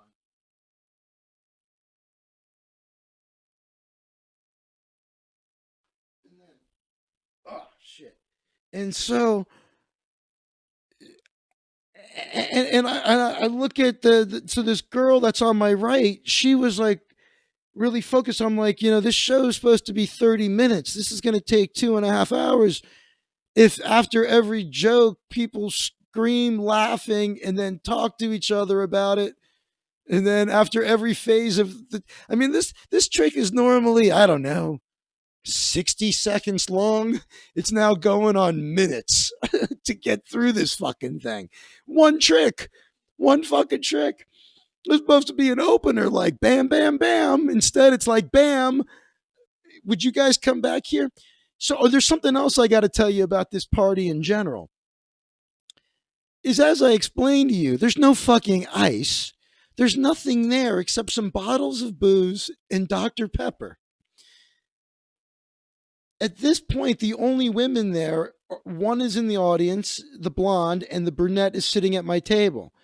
There's supposedly lots and lots of women on the way, is what they're saying. But at this point, I'm not sure. I may have still thought they were gay at this point, because I think he said, I was like, dude, I said, you're texting during the show because the birthday boy is there. And I'm like, are you going to watch the trick or are you going to text? And he's like, oh, well, I got a whole bunch of girls on the way. And I said, nobody here believes that. And that got a really big laugh. So I'm like, so you all think he's gay too, right? Because I didn't say that, but that's what I'm thinking. Anyway, so that's why he said that girls were on the way, but I had yet to see them. Point is, I tell him, put the phone down. So he's a constant And he's also got a camera and he's constantly snapping the camera. He's not even like looking. He's just snap, snap, snap, snap, snap, snap, snap, snap, snap, snap, snap, snap. Phone, text, text, text, text, record, record, record, camera. It's a full camera with like, strap around it. Fucking Pomeranian on his lap. Motherfucker's got a Pomeranian on his lap, Mylar balloons. Fucking, this is all fucking happening, right? And I'm like, this is why I don't do cheap shows, especially during COVID. Here's the thing though, there's nothing fucking going on at the party. The music has been turned off for my show. There's nothing happening. And I said at one point, I've never done a show where there was absolutely nothing happening, but at the same time, there was like something constantly going on. And someone went, yeah, that's a good point. And I should also point out that the girl at the table was really focused and into it. And stage right, I had about 8 to 10 people, about 8, that were really into it and super focused. But then I had then I have the birthday boy with the Pomeranian and the phone and the camera. And then stage left, all kinds of other chaos. Now, stage left is the white guy. And I go to do a trick with this fucking guy. I should point out something else is when an audience is like this and everybody's talking, I don't compete with them. I don't try to like match wits. I don't try to talk over them. I just wait. I do it and I wait. And then like I'll look at the girl on my right and I'll go, so I'm going to wait for them and then we'll do the next part of the trick. She's like, well, I'm watching. I'm like, I know.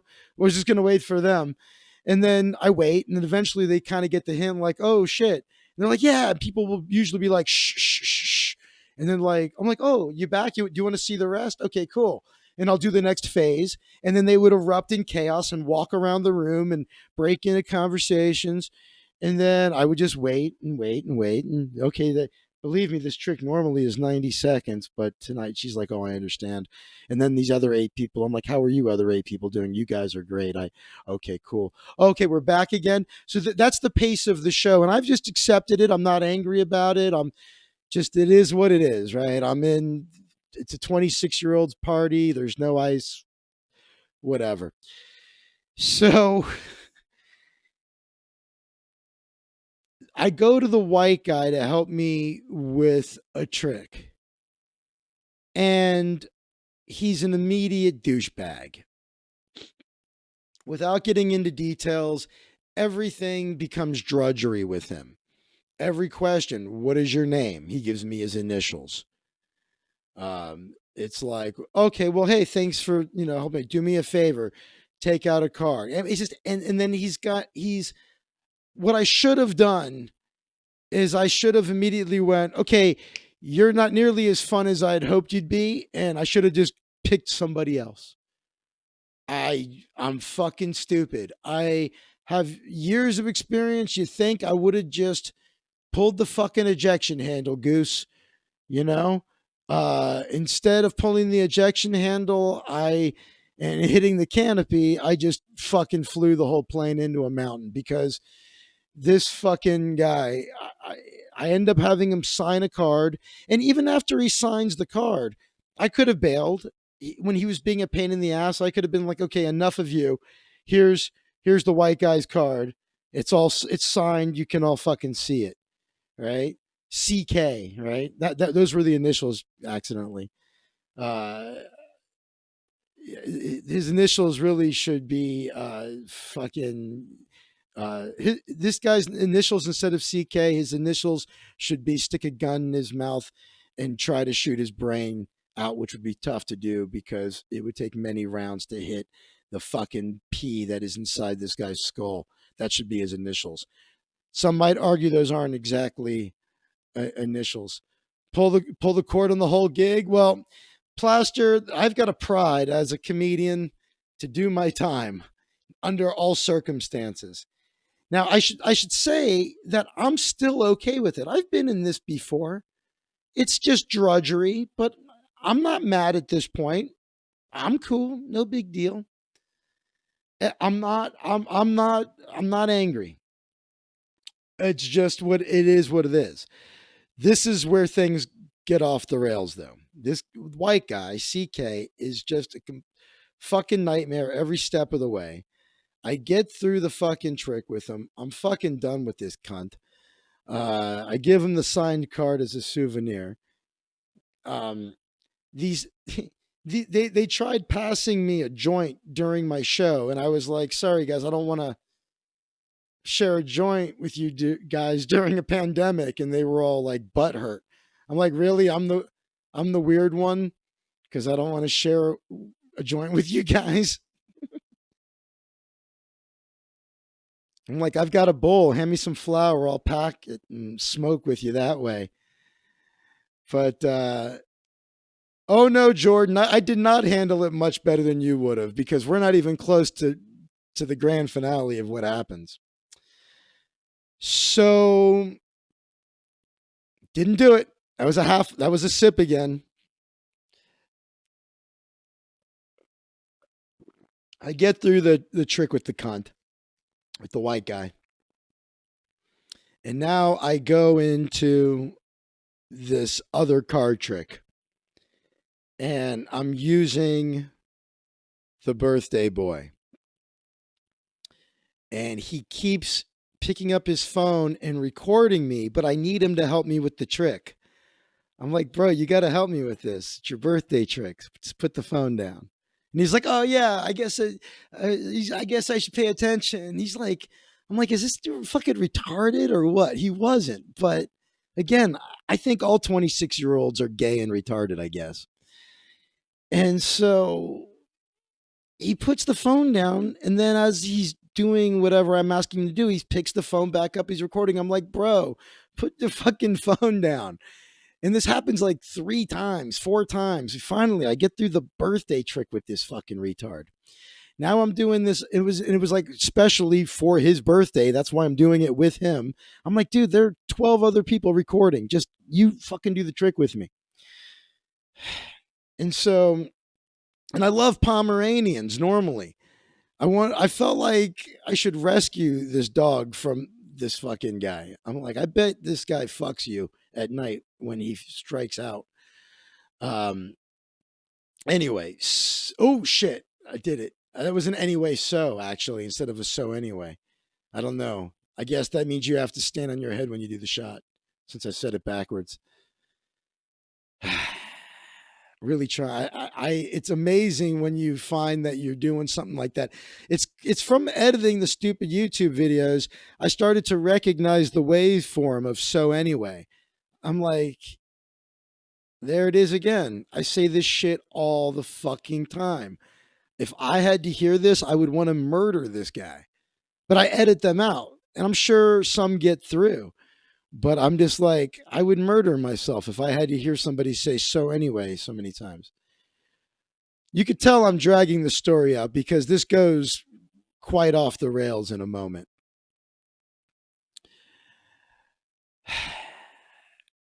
I do the birthday trick with this fucking idiot. Now I'm doing another trick, and I've got the full attention of everybody. It's going well, but after every phase, it's the same situation.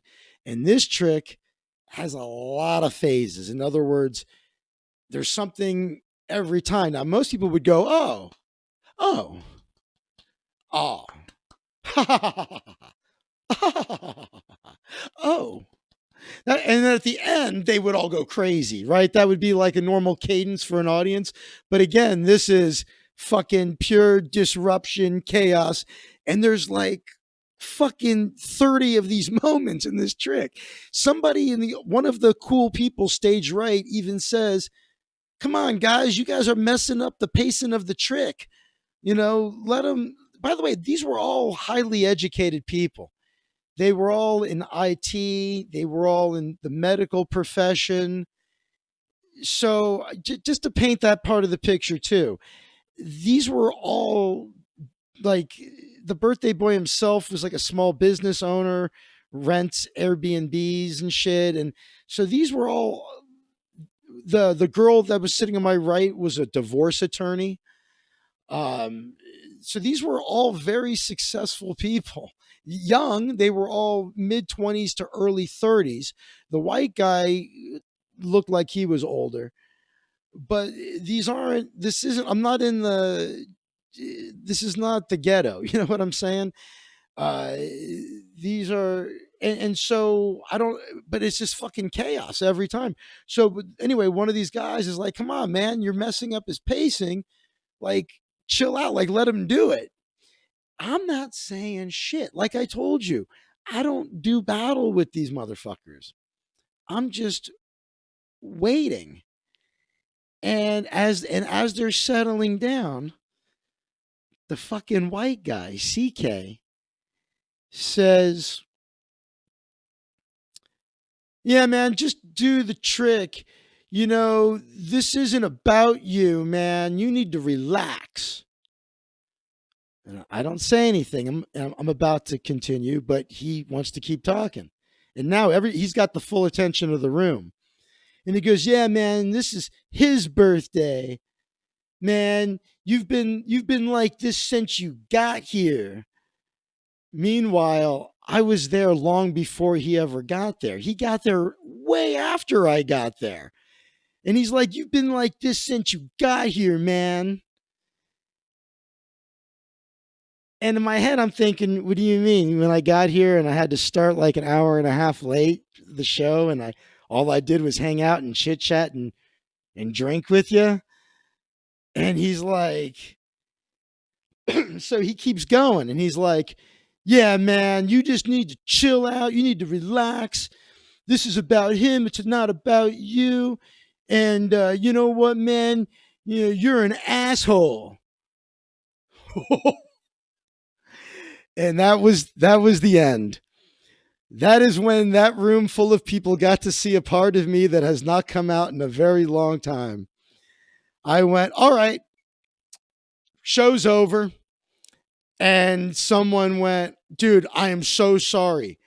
I'm so sorry." Then Sled Boy is like, "Come on, man, don't end the show. Don't let one guy ruin it for everybody." And I'm like, then someone deal with it. Nothing's happening. And I'm like, "No," I said, "I've been cool with you guys all night. And now you called me an asshole?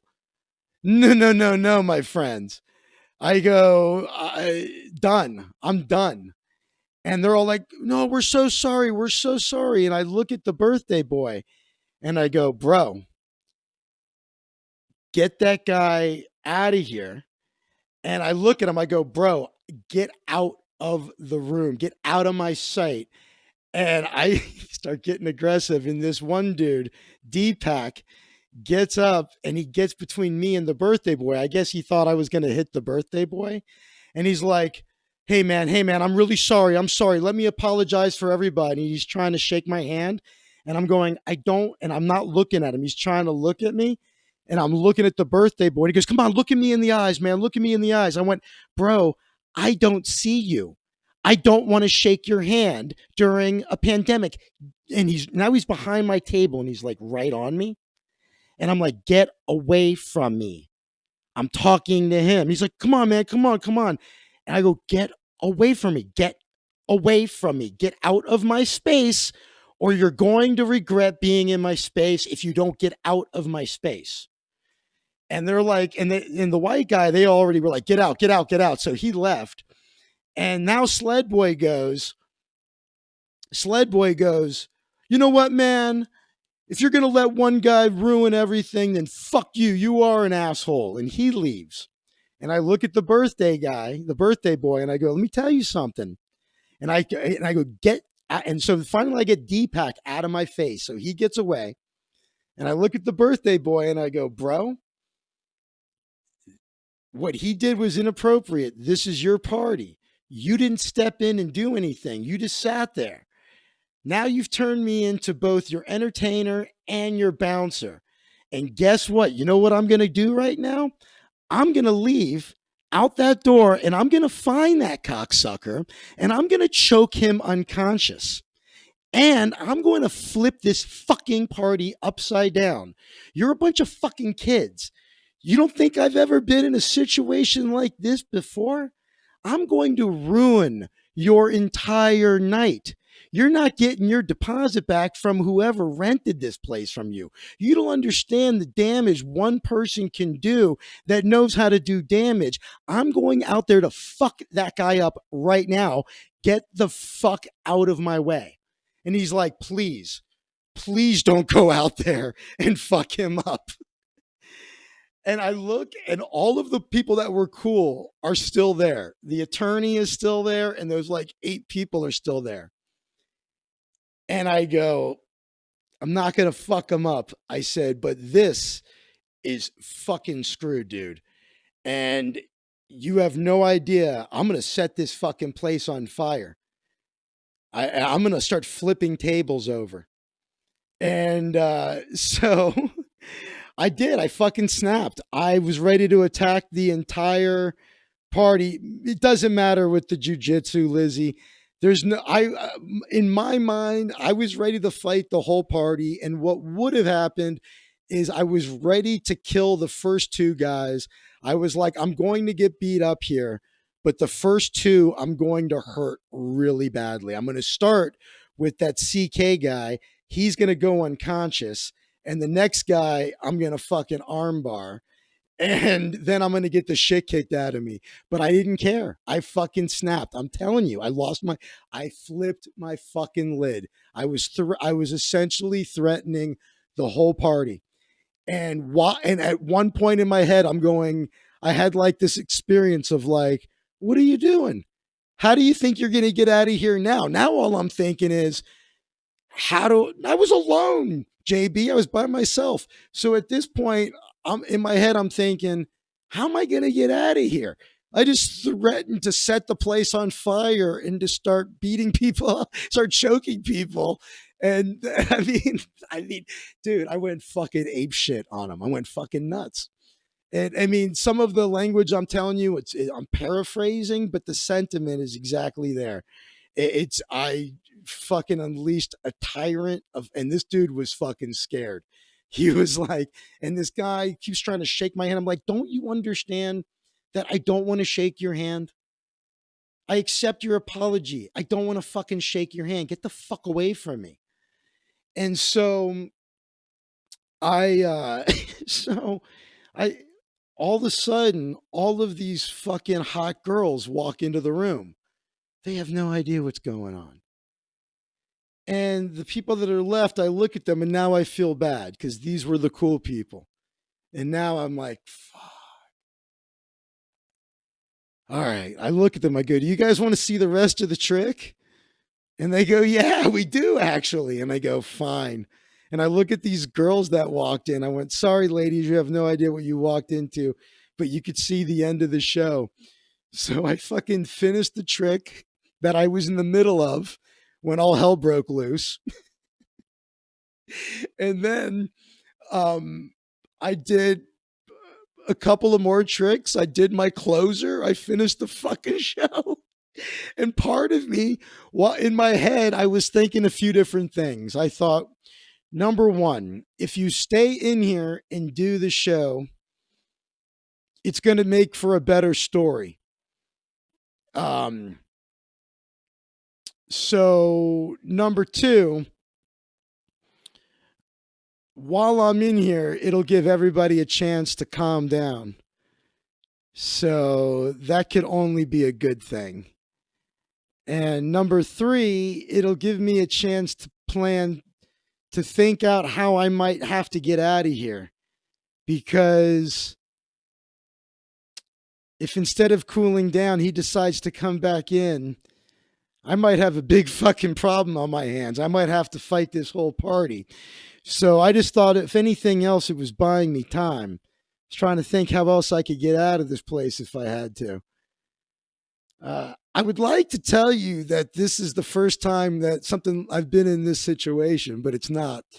So anyway, the attorney was smoking hot, walks up to me and so I finished the show, and the birthday boy is like, dude, you gotta have a drink. I'm really sorry. You gotta have a drink. I'm like, okay, I'll have a drink with you guys. In my head, I'm thinking, I just got to, so I'm packing up my table, I'm packing up all my shit. And the attorney walks up to me and she's like, you really handled that well. She's like, you rolled with it for a really long time. And I understood why you said what you said and did what you did because he definitely crossed a line with you. And she's like, you had every right to stand up for yourself. And I think she was turned on a little bit. And I said, "So are you here with Sled Boy? Is that your boyfriend?" She goes, "No, he wants to be my boyfriend." And I said, because she came in with him. And I said, "Well, you could do better than that." She's like, "I think so." I said, "Okay, give me a call." And gave her my card. And so, if nothing else, maybe Sled Boy found my card in her fucking purse later. Maybe in her bra. Maybe he went to take off her bra and her. Oh, I put that magician's card there. And so then well, these guys, Jordan, this wasn't heckling, Jordan. This guy was just a dick. There's a difference between nobody heckled me at all. There was zero heckling. Nobody was like, everybody, everything I did they loved, but they loved it in a way that was standing up, running around, breaking into conversations every step of the way. And like I said, I was willing to just accept that that's the way it was going to be. And this guy wasn't heckling. This guy out of the blue, because they're telling me, "Oh, he's drunk, he's high." I'm like, "I'm drunk, I'm high, I'm doing the show." I'm like, "Fuck you. I'm higher than all you pussies." And believe me, I drank more to deal with you guys. That actually was said. He goes, "You have to understand he's drunk and high." I said, "I'm drunk and high. I guarantee I drank more and smoked more than all you little fucking pussies. So don't give me that shit." You know? And so that was actually said almost verbatim. And so the so she so I pack up my stuff. I walk. Now I go from the inside area where I did my show to the outside, and I uh, Sled Boy comes over and apologizes to me. "Dude, I'm really drunk. I'm sorry. I shouldn't have done that." I'm like, "It's fine. It's fine. It's fine. I'm sorry. It's fine. I accept your apology. It's fine." So I had to listen to a drunk, slobbering fucking retard.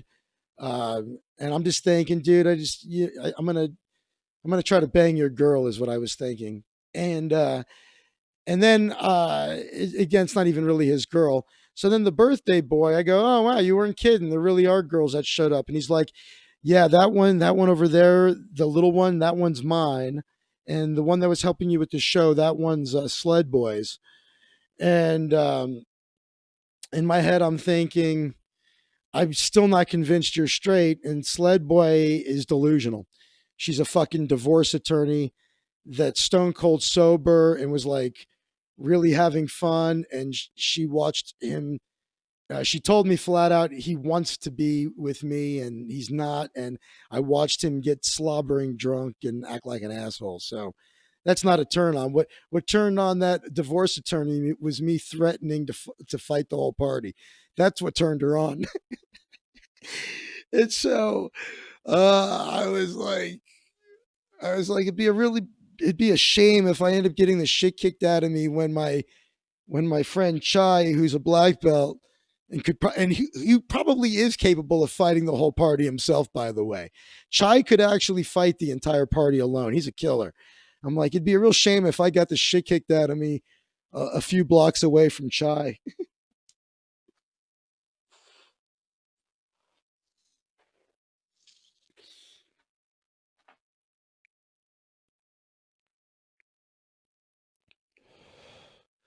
I will say this, JB. I had quarantined. Uh, I had a test, two tests, was negative. I was completely away from everybody for weeks. I mean, around zero people. And then,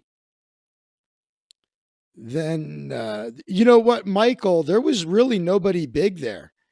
There was nobody there one on one. that I was afraid of, but there was like a lot of people. So that was the issue. I mean, it's and also again, they were all a bunch of like IT nerds. So I don't even think that they would necessarily even engage. Like if I walked over to the CK guy and just started choking him, I don't think anybody would help him. You know what I mean? Like, and no, no, you good. I was referring to the fools trying to get in your space, pass your joint. But no, actually, your point, going back to your point, is that I am kind of worried that I got it. It was a lot of things that happened there have skeeved me out. So yeah, I don't think I got it, but I didn't feel comfortable. I didn't after I did it, I was like, that was not worth the fucking money. And because I got a third of what I would normally get paid. Now she had paid in advance. So I called up my buddy. I got to my car and I couldn't fucking I'm sitting in my car. I'm like, wow, I actually made it out of that fucking party in one piece. And I texted Chai just to see if he wanted to hang out, but he didn't answer. He wasn't around, I guess. And then I called up my pal Lou and I told him what happened. I said, how much, should I charge this woman? And we agreed on a price. Uh, I'll tell you what it was. It was, no, I probably shouldn't. But I think it was a completely fair price. And so I just texted her and I said, hey, thanks for the referral. You can PayPal the money. You can PayPal this amount to here. And she said, what's the extra fee for? I said, the birthday boy said that you would pay it because I told him there would be a charge to have me start so late. And they had me wait over an hour. And I said there would be a charge if I had to wait until over an hour. He said that you would pay it. She said, okay, thank you for doing it. And she paid it. So to her credit, I don't know. I have to assume after I left, they all talked about what an asshole I was, and I'm sure they had nothing kind to say about me. I would be surprised if he told the woman that hired me um, what pieces of shit they were. Like I can't imagine he called her and said, "Listen, the magician, we treat my friends treated him like dog shit, and there was an incident." And I don't know. I can't imagine he would tell the truth. Maybe he did. Maybe he told her that. Maybe that's why she paid it without an issue.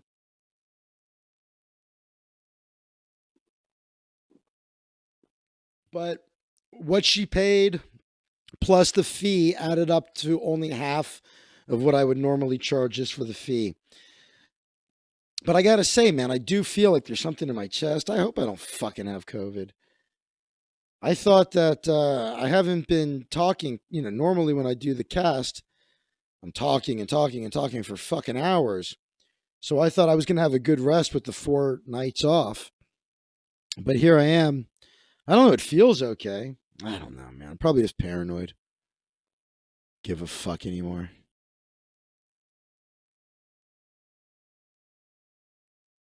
So what else do we got?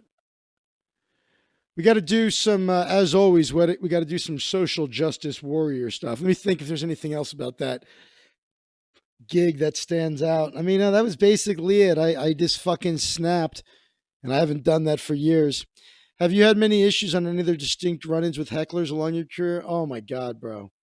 I had a party once. Some of these stories I put them out of my head, and people remind me of them. But um, there was one I got. It was a holiday party, so it was during a very busy time, and this guy wanted a fucking discount. And I told him it's a very busy time, but I for however I justified it, I gave him a big discount. And then I do the gig, and it was a fucking nightmare. The whole, I mean, and he was there, and I went up to him afterwards, and I went, "Listen, I gave you a discount. You know why I don't give people discounts? Because the people that can afford me and pay my fee without a problem, they know that they invested in a top-notch entertainer, somebody that performs at the Magic Castle and the close-up gallery, the most prestigious venue in the world of magic, and they respect the performer, and people at the party know, oh, they paid a lot for this guy. We should sit down and watch him. They don't treat the performer this way. This is like the adult equivalent of a kid's birthday party. That's why I don't take these gigs. So I did you a solid. I give you this big discount. So what do I get in return for it? Getting treated like shit? Like that's my reward? Like tell me what the benefit was of me giving you a discount. So I got to pay you to get treated like dog shit? Well, thank you. I appreciate that. And he was like, you're right. What can I do? I said, pay my full rate and just pretend you stiffed me on the tip. Because I'd rather get my full rate with no tip than the fucking pennies on the dollar. And he's like, okay. And he fucking handed me cash. And it was like, I forget how much. It was like $1,000 or something. I forget what it was. But it was, because this was years ago. I forget what I was charging at the time. But I was surprised he even had that much in cash. But he had it all in cash and gave it to me. I find people who ask for discounts end up being problem customers. You're exactly right. Is there ever a private show that's all good? The majority of them. 99% of what I do is trouble free. When you run into trouble is when you make a desperado move by doing a gig that's way cheaper than you would normally do. And so you're like, fuck, I'm desperate. Do I want to spend an hour doing this and making X amount of dollars when there's zero coming in? Or, what the fuck? At least it gets me out of the house, right? You know what I mean? Gives me some place to drive to. I mean, and then there's the moral thing, right? Like, well, I'm obviously going to a private party and that's not what is supposed to be happening, right? But I also don't live with anybody. I'm not around anybody that's high risk. So it's my own risk, right? I'm risking my own health, and I'm betting that I'll be fine.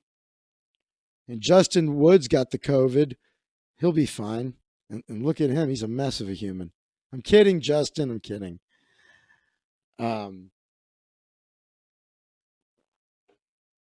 No, it's like, look at it this way. Look at the class of people who shop at Walmart versus the class of people who shop on Rodeo Drive. My clientele is Rodeo Drive. Literally, I worked at a restaurant, fine dining restaurant called Crustacean in Beverly Hills for like 8 years or something. And it was all celebrities and wealthy people. Those people never questioned my fucking fee. I walked up to their table. First of all, they requested me, and so they go, hey, Zach, thanks for coming by the table. It's our anniversary. We requested you. We were told you could do something for us. Absolutely. Do a little show for this couple. And they would tip me more than I charged for this nightmare show I just did, right? So, Zach, do you have a card? Because we have parties all the time. We'd love to have you. Here's my card. Can I have one of your cards? Absolutely. I have one of their cards. And some of these people became regulars at the restaurant. And then they became friends. And then they hired me. And then their guests loved me and their guests got my card. And guess who rich people hang out with? Other rich people. Guess who famous people hang out with? Other famous people. So then you're in the network, right? So now these people become your friends, and not one of them ever asked me about the price. I had one issue. I've been going too long to tell this story. But I had one issue with Seth MacFarlane's event planner, who is one of the biggest scumbags I've ever come across in my years of doing this. Um, but basically, when I was in that network of, I still am in that network. It's just they're not having parties. They go, okay, what's the fee? Oh, okay, great. Send actually, they didn't even ask. They just would hire me. If we're going to be honest, they would go, hey, Zach, we want to have you do this. Okay, I'll send over a performance agreement. They go, okay. I would often tell them the fee. I go, okay, well, the fee is. They go, that's fine, whatever. Just send it over. Don't give a fuck. And a lot of times, yeah, Lori Laughlin served 2 months. Yeah, I a lot of times the celebrities didn't even call me directly. It was their assistant or their manager or their agent or fucking somebody, house manager, and they didn't give a fuck. They were like, "Hey, so and so wants to hire you. Would you please send over the agreement?" They didn't say how much is it. Give a fuck. So that's what I'm used to doing. So then when you're now think about what kind of people are having parties when they're not supposed to and don't have any money. Fucking 26-year-olds. You know what I'm saying? And who doesn't have any experience planning a party? 26-year-olds. Who doesn't have any ice at a party and talks about getting it eventually for hours? And who's openly sharing joints with strangers? So you see what happens. So do you think Seth MacFarlane, who I'm still cool with, but do you think Seth MacFarlane's gonna reach out to me and go, "Hey Zach, I'm having a party at my home"? You think Seth MacFarlane's having fucking private parties with magicians? So the people who are doing this are fucking young retarded kids with no money, and that's what I got for doing that. And I shouldn't have taken the gig. I shouldn't be risking. I shouldn't be playing Russian roulette with COVID. I shouldn't be fucking snapping and having my see. I haven't done jujitsu for so long. My fucking ego is out of control. When I do jujitsu regularly, my ego is squelched, and I wouldn't be threatening to fight the whole party. But so I shouldn't be threatening entire parties. I shouldn't be threatening people at all. As soon as you threaten somebody like that, you technically committed a crime. I mean, you go, I'm going to go out there and choke that guy unconscious. That's technically not allowed. I mean, maybe some of this story is exaggerated for legal purposes. You know, I allegedly may have done that, but I fucking did. I lost my goddamn mind. I could have played the sad route. I could have just quietly put my cards away and closed up the table without a word and just left. I guess that's what Gandhi would have done, right? Gandhi would have, just, the Buddha would have said, "I'm not wanted here," and would have just packed up his belongings and wandered on down the road. Maybe did magic for the party next door that was broken up and say, "Hey, I know your party was broken up and you guys had to turn off the music, but you seem like some cool dudes. You want a free magic show?" And then maybe work for tips. I did get $50 in tips from the cool people that were there.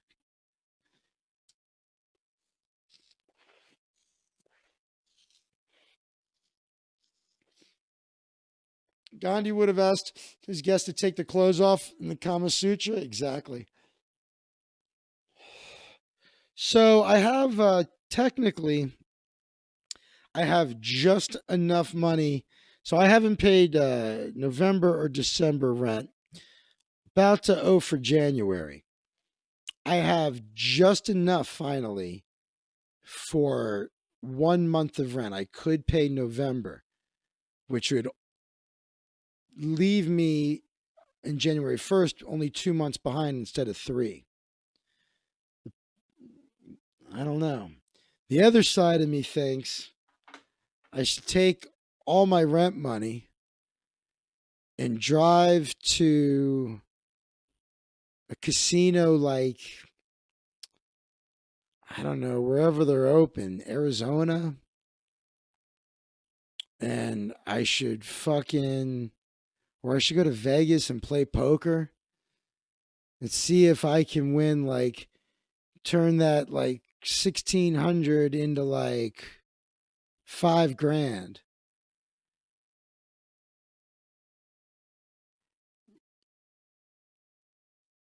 Yeah, I know Trump signed the thing. We'll see. I'm just saying, thinking I should put my entire rent maybe on. Maybe I should just put it all on black. That would be a good vlog. How about that? Out of work comedian slash magician puts his entire rent money on black 3 times in hopes of in hopes of catching up on rent. Actually, I don't have to do it. I don't have to do it twice, right? The original bet, and then if I won, that would be I'd have enough for two, and one more if I won, I'd have enough for three. So it is twice.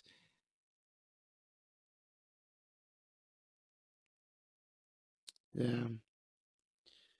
Well, with green, what I'd have to do is I'd have to put like to cover green. What I could do is I could put like 1,500 on black and 100 on green, or not on green, on zero. But put 50 on zero and 50 on double zero. Does don't gamble, Zach? Well, poker is different. I'm actually an excellent poker player, but I'm thinking it might be time to go to the Four Queens with my rent money. I think I'd rather lose it playing poker than fucking. At least I'd get a vlog out of it, and I'd get out of my apartment for a while. No, and I've been playing poker for years, Ing. I actually did used to support myself with poker. I'm what you call a semi-pro. I'm a semi-pro AP, is is what I think you could consider me.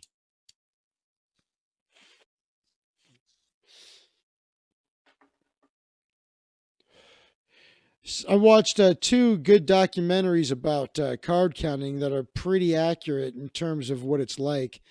One's called Inside the Edge, I think. I'm pretty sure that's what it's called. That's on Amazon. Let me make sure that's right. Inside the Edge.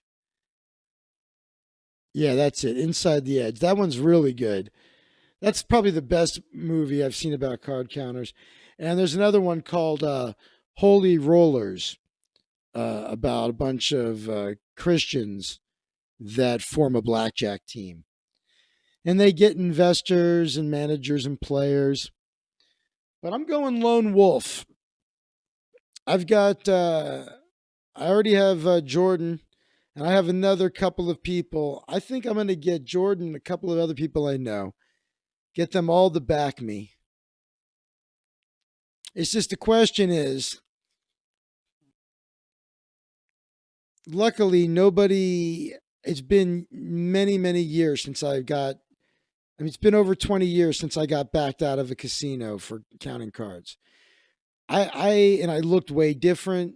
There's no way I might have, I wasn't in the Griffin book, I don't think. I could make a run. I could get on the road and make a run at counting cards, but along the way, I could do both. I could go to where the good poker conditions are, where there's a good poker game, play poker. Where there's a good blackjack game, play blackjack. I don't know.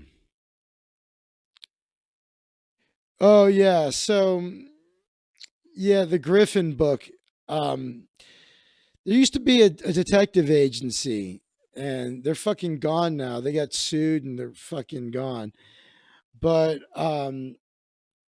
they tell you how many decks they have, JB. They tell you if it's first of all, I could tell by looking at it, but they tell you this is double deck, single deck, six decks, eight decks. They tell you. But the Griffin book. Okay, so it used to be a detective agency where if you got identified as a card counter, they would take your picture and they would put it in this book that got circulated to all of the casinos. So if you got in that book, you were pretty fucked because it wasn't long before every place you walked into knew who the fuck you were. So I don't believe I was ever put in it. You don't know though for sure. Um, but it's been years. I don't know. I think I've almost made that decision though that there's no way corporate events for me are coming back for a long time, and those are the real high paying jobs for me. And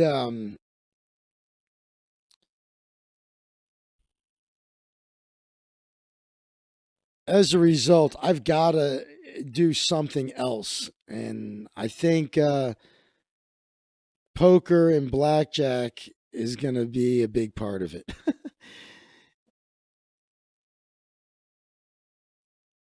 There's things and some other things actually, some other advantage play. If you go to a newer casino, how would they know you? Well, the truth is, one of the other things, the other advantage I have, JB, is not just that. You're exactly right. For instance, Nebraska just passed gambling, and they're supposed to be opening casinos in Nebraska soon. That's the greatest. To go to a casino, it's brand new. Nobody's well trained yet. They don't have a database at all yet of advantage players.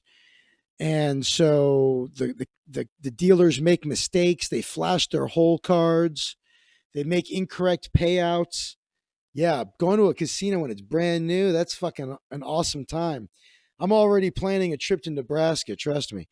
Here's the other thing. When I was doing this over 20 years ago, there weren't a lot of options outside of Vegas. There were some other spots, but really Vegas was, at the time I was doing it, was a great spot. And then Vegas became kind of a bad spot for blackjack. It's not a great blackjack town anymore. However, times have changed. Casinos have now opened up all over the country. So there are casinos now that I could go to that I've never been in that have no idea who I am. And by the way, usually somebody that is doing what I'm talking about doing wouldn't be so open about it. But uh, what the fuck, right? What am I gonna do? I'm gonna get kicked out eventually anyway, and no one's watching this. I got 10 of you, so you can enjoy the adventure with me. Atlantic City, Florida offshore. That's exactly right, Florida offshore, because there was a great blackjack game. It was on this thing called the Sea Escape, which was this like little day cruise out of Florida that went out in international waters so you could gamble for like 4 hours. That was a great game. That's really funny.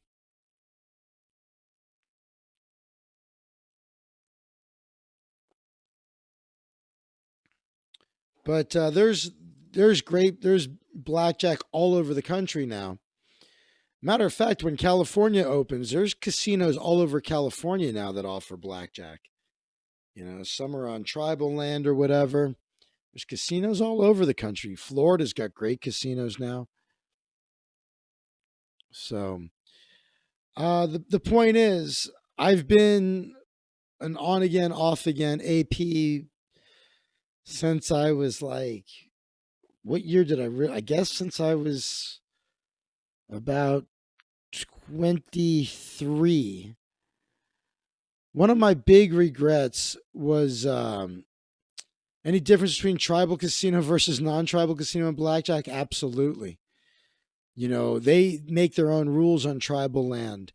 And if they decide that they don't want to pay you because they peg you as a card counter, then you can have a harder time getting paid. You might have to call the gaming commission. There's all kinds of things. It's the problem with counting cards is the counting itself is the easy part. The hard part is getting any playing time in without getting kicked out. And then without getting your identity plastered all over the place, because then every place you walk into, they fucking boot you before you can even do anything. So, yeah, tribal, you're on tribal land. There's a whole other set of rules there. It's, you could end up fighting for your money. You put in some scary situations. Watch that documentary, Inside the Edge. I'm telling you, it's on Amazon. It's really good. And it's very accurate. And that guy goes on the road full time. And I got nothing to do. So if I can get a few investors, I'll go on the road full time.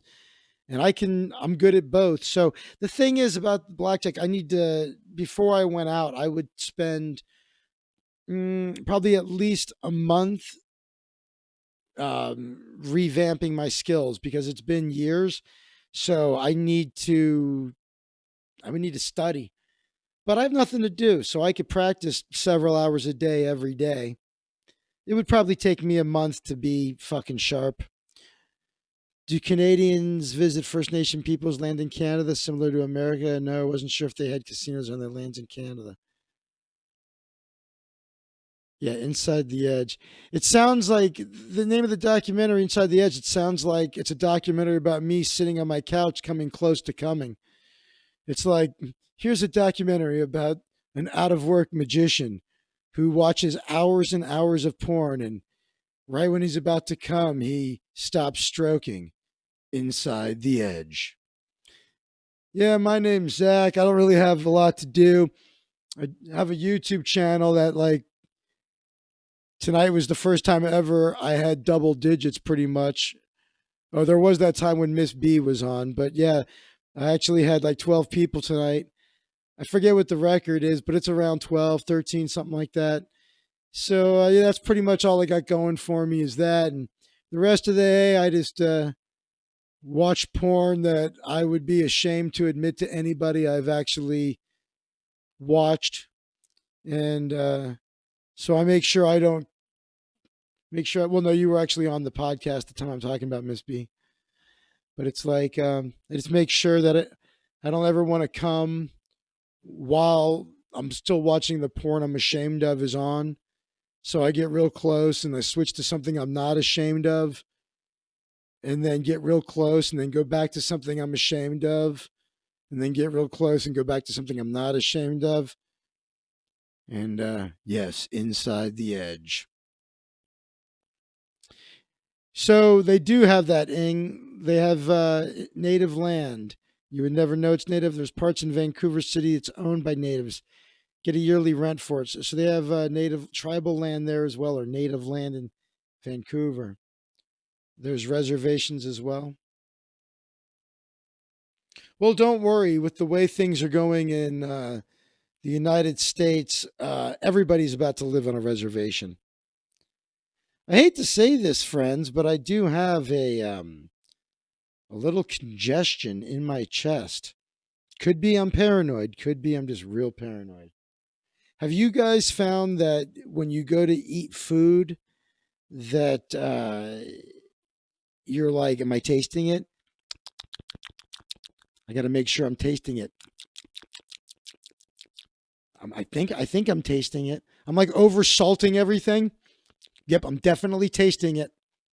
I'm definitely tasting my food. I'm okay. I'm fucking paranoid. And I'm paranoid from doing that gig. Fuck. You do that too, Jordan? Should make note of that. That's a good idea for a bit. Let's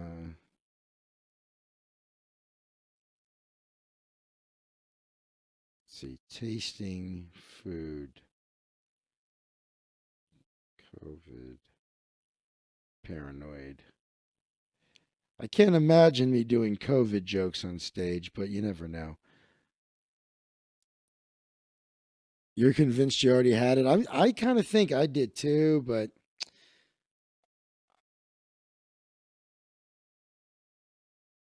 let's see.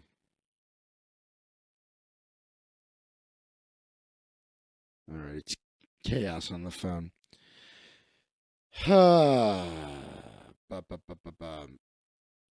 Sadly, we can get it again. I don't know. I don't know if I had it or not, but I am. I was gonna say I'm gonna take a break, but actually, I think I'm just gonna wrap it up. Although I didn't do any SJW news, I almost didn't even want to cover the story. All right, I'll tell you what. I'm gonna take a quick break, and I'll cover this story. I don't think it's something I'm gonna bother uploading. So yeah, I'll try to explain why. But all right, here, let's do it. Here, I'll be right back.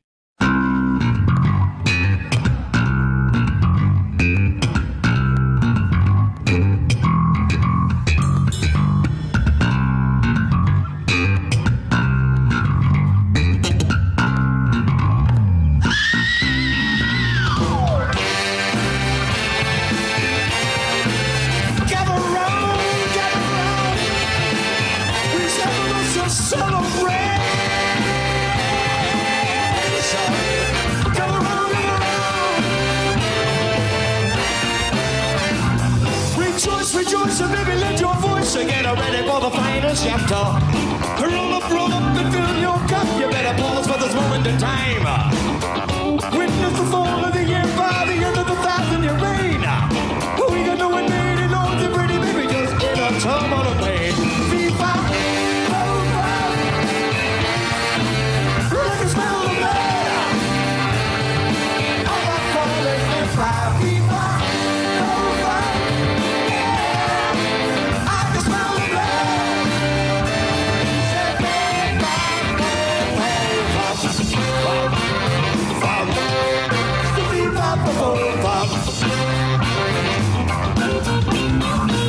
Well, it's time to hand things over. Then the jewels of reluctance returned. She can still in position, made in child and rag and a bird. Everybody just realize what a foolish good you've been. Look at what you've admitted to. Imagine the horrors of the sea. Viva, viva. I can smell the blood.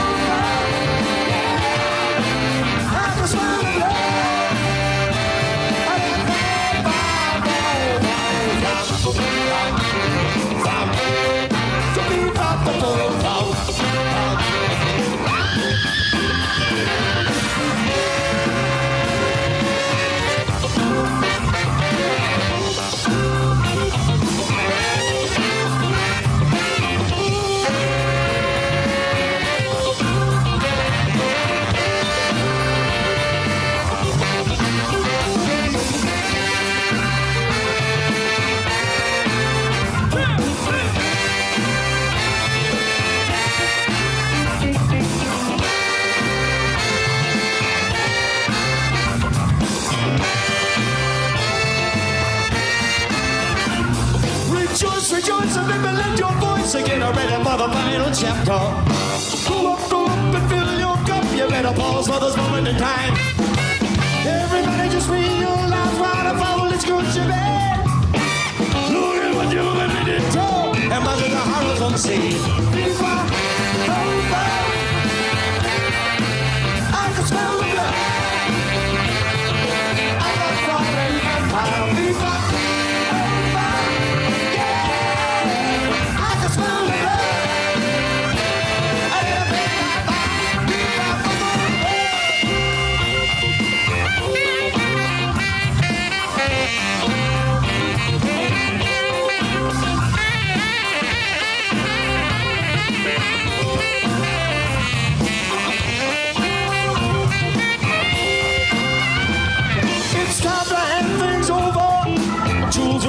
vengeance return. Trick us all into possession, baby, to be tried and wrapped and burned. Everybody just realize why the police could you bed. Look at what you've admitted to, imagine the horrors of the scene. Revive, revive, yeah. I can smell the blood. I got falling fire. Revive, revive, yeah. I can smell the blood. Say that from. So revive the from.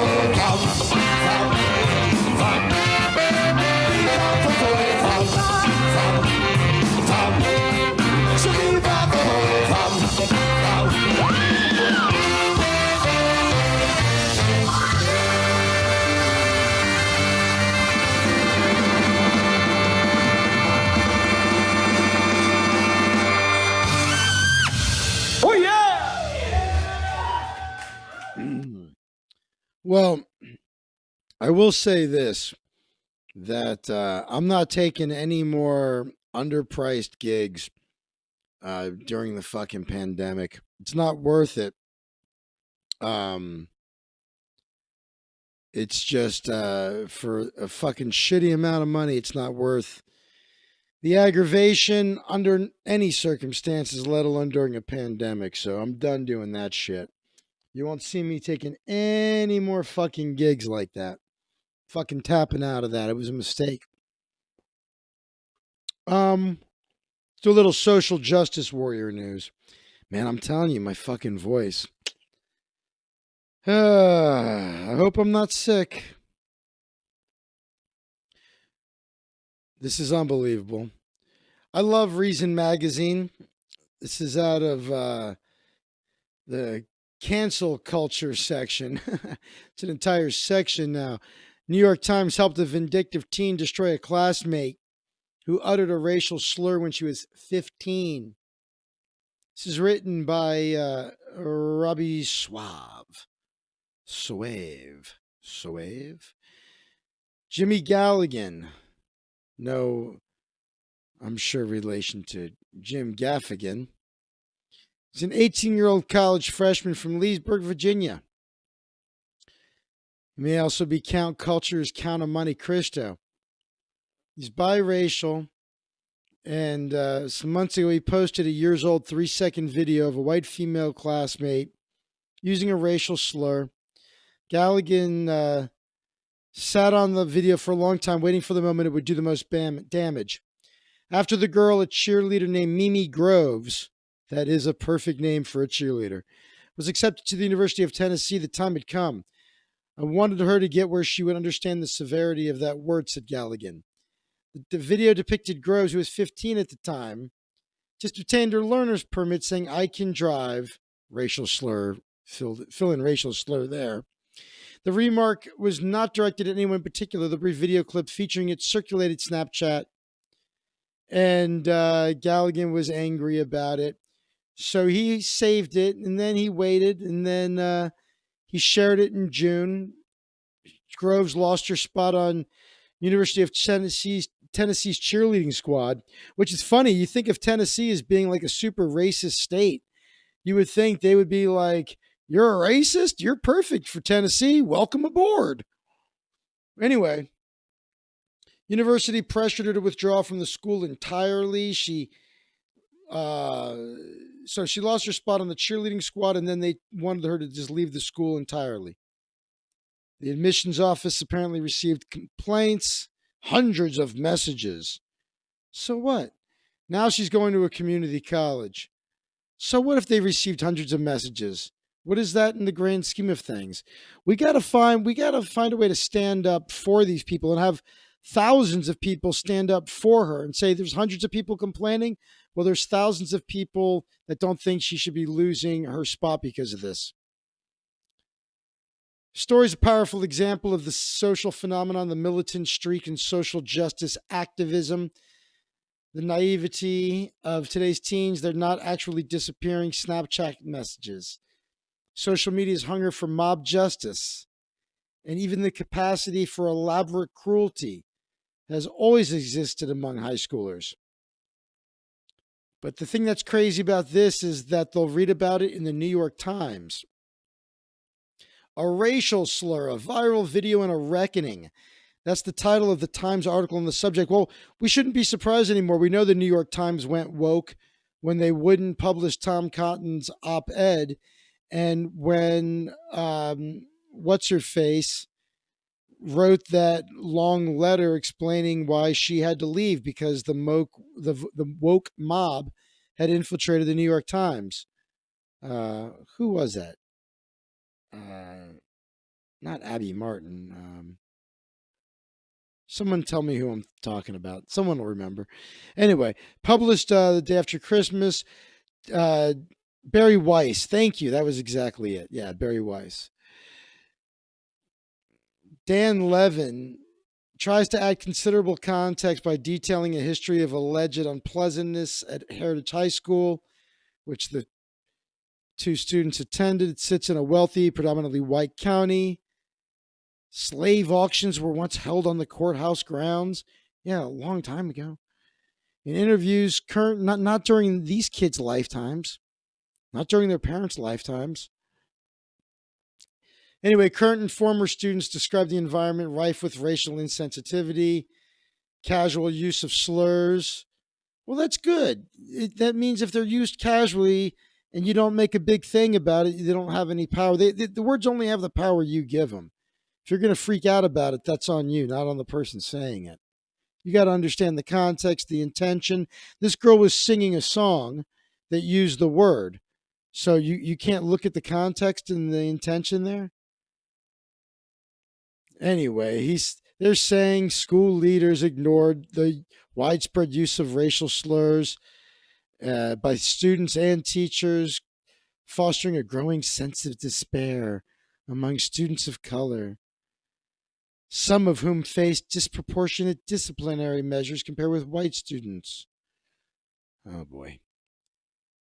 Levin connects the outcry from aggrieved students to the broader BLM movement. Protests occurred, blah, blah, blah. Nowhere else does his article reckon with the very basic fact the New York Times opted to assist a teenager's desperate quest to ruin the life of a young woman who said something stupid when she was 15.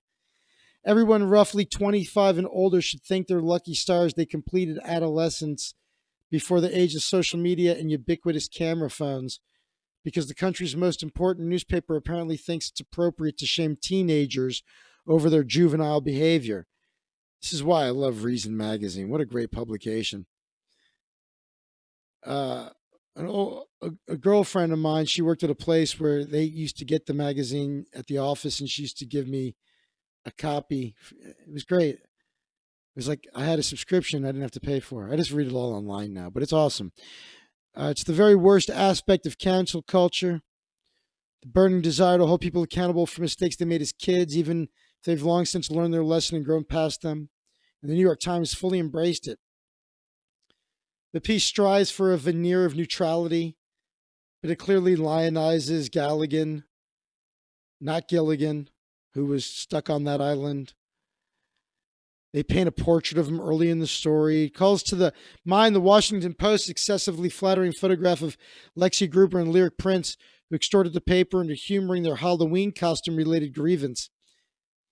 Levin never really challenges Galligan. In fact, the reporter lets Galligan get away with the assertion his white father suffers from white privilege. Groves is treated somewhat sympathetically. Levin really should have explained the difference between using the word as an epithet and using it in the manner Groves did. Better yet, he could have simply not written the story, which concerns bad but by no means uncommon teenage behavior. Groves had cheated on her bath test or planted a kick-me sign on a rival's back. Would this constitute national news? No crime was committed. The utterance of the word did not even take place at school. The only thing novel about this situation is it attracted the national media's attention. It's for this reason I do not share the conclusion of Rod Dreher in The American Conservative, who described Galligan as a moral monster. What a horrible person that Galligan kid is, writes Dreher. Galligan did a monstrous thing, but none of us should pretend to know whether he's a monster. It's unfair to write him off as irredeemably bad. No, he's brainwashed by the social justice movement. Just as it was unfair to brand Groves a racist and derail her future plans because of one mistake. They're both teenagers, and teenagers, even ones who turn out to be perfectly fine and upstanding adults, do really terrible things to each other. Maybe you remember high school. I do. It should be corrected, forgiven, allowed to move on. That's why this new drive to reduce teens to the worst moment of their lives is so pathologically toxic. It's completely at odds with the emotional and social journeys of most young people. People who really ought to have known better are not the story's teenage subjects, but its editors at the New York Times. Imagine thinking the paper should not run an op-ed by sitting Republican senator because his policy proposal makes people unsafe. Yeah, that was the reference to Tom Cotton that I said. But a story about a teenage girl who said something stupid unleashed the righteous fervor of social media upon her. The 1793 Project continues. Yeah, good article. Yeah, it's like you got to be perfect from the time you turn 12. And if you fuck up, you're done. Well, hey, this is why I every night do a story like this, because there's no shortage of these stories. And I want my flag firmly planted on team go fuck yourselves. If you're a social justice warrior, if you believe in critical race theory, or if you're a postmodern intersectionalist that believes in all of this nonsense. I'll tell you a funny story. Just go fuck yourselves. One time I was taking a shuttle from a rental car place at an airport. You know, I dropped the rental car off, and now I'm taking a shuttle from there to my flight. And this woman gets on the shuttle, and I'm just sitting there. She goes, "Hey, how are you?" "I'm good." She goes, "Where are you going? Do you live here?" I said, "No, I'm flying back home. I live in Los Angeles." She said, "Oh, what were you doing out here?" And I said, I'm a stand-up comic. I was performing at a corporate event. I do stand-up comedy and magic shows for corporate events." And she goes, "Oh," I said, "Yeah." I said, "I live back in LA." I said, "What do you do?" She says, "Oh, I teach gender studies." I said, "Oh, okay, cool. It was nice to meet you." And I pull out my phone, and she's like, "So, what kind of things do you make jokes about?" And I looked up and I said, "Gender studies professors." And she's like, "No, you don't." And she laughed like I was kidding. And I was like, "Yeah." And so I was like, I played it off like I'm just joking, being a smart aleck. If she only knew how much I fucking hated her. Or at least I don't hate her, but I hate that she's brainwashed and she's spreading this mind virus. So there you go. A little social justice warrior news for you. And so here's James Lindsay actually talking about the story. So this fucking idiot here says when you expose a racist student, you stop them, it's actually her, you stop her from attending a university that will allow her to become a racist healthcare worker, teacher, lawyer, real estate developer, politician, etc. Not politicians, politician. This guy doesn't know how to form a sentence. Fucking idiot. And James Lindsay, whom I love, said, reminder that to the woke, there is no redemption, only permanent retribution. It ends today. And that's exactly what this fucking idiot is saying. So there you go. Thank God for James Lindsay. And James Lindsay's brilliant, but that's whose team I'm on. I'm on team anti-woke, social justice warrior, postmodern, intersectional fucking jerk-offs. JB, that person just doesn't know how to write a sentence. Long before this, your pronouns were zib, zab, zub, people didn't know how to write sentences. They would constantly mix up the singular with the plural. So instead of writing, proper English, in formal English writing, you're supposed to default to, we don't have feminine and masculine words. We have a couple, but generally we don't have a feminine and masculine word. So you can't, with one person, proper English is you default to the masculine, which is him. Now, you can, and then you would refer to, or one, right? The one who, you don't, But what people would do just because they don't know how to fucking write. Now it is okay. In some circles, it's acceptable to go with the feminine and go with with she or her through the whole thing. But then the thing is, if you're going to do that, if you're going to go she her, then do it through the whole thing. I once opened up a book. In the beginning of the book, the author said the English language has a weird quirk to it in that, if I say they, them, when I'm talking about one person, it's grammatically incorrect. But if I say him, then it seems sexist. And I'm thinking, you're an idiot. It's just the way our language is. It's just part of what the built into the way the language works. And he's like, so what I'm going to do is I'm going to alternate. Sometimes I'm going to use him and he, and sometimes I'll use he, she, her, rather. Anyway, the point is, when I was getting a new driver's license, I looked into the new third gender, but didn't want to fill out the extra paperwork. I think Adam Carolla did that. I think because Adam Carolla was talking about how he was like renewing his license and to make his kids laugh. I think that was him. He was like, yeah, to make my son laugh, I put down that I was transgender on my license.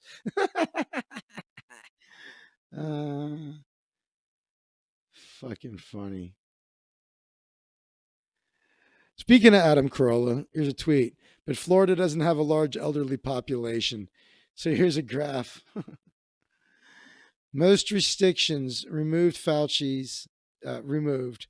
Fauci says asking for trouble. And then we go over here. What do we got?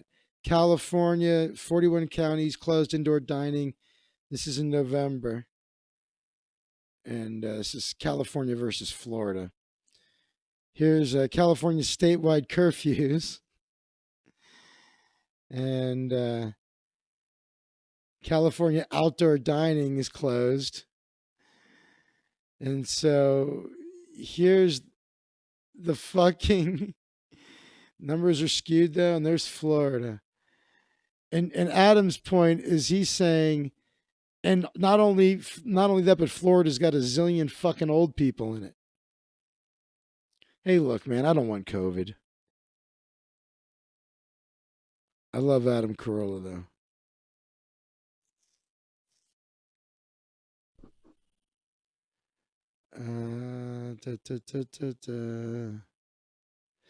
Could you imagine flipping this around? Jen Kirkman, I like Jen, but it says, it's the biggest failure of my career, no, my life, that most of my fans are straight men. It's like, imagine if I said, man, it really sucks for some reason. I have a really big gay following and I failed at life because most of my fans are gay. The Florida numbers are skewed.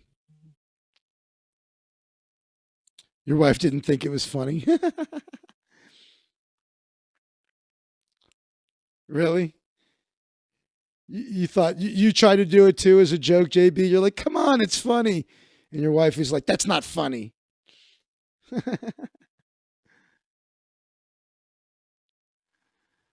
I love Eddie Izzard.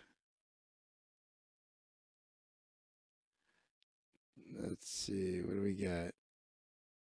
I like Kathy Young. She was on my podcast once years ago.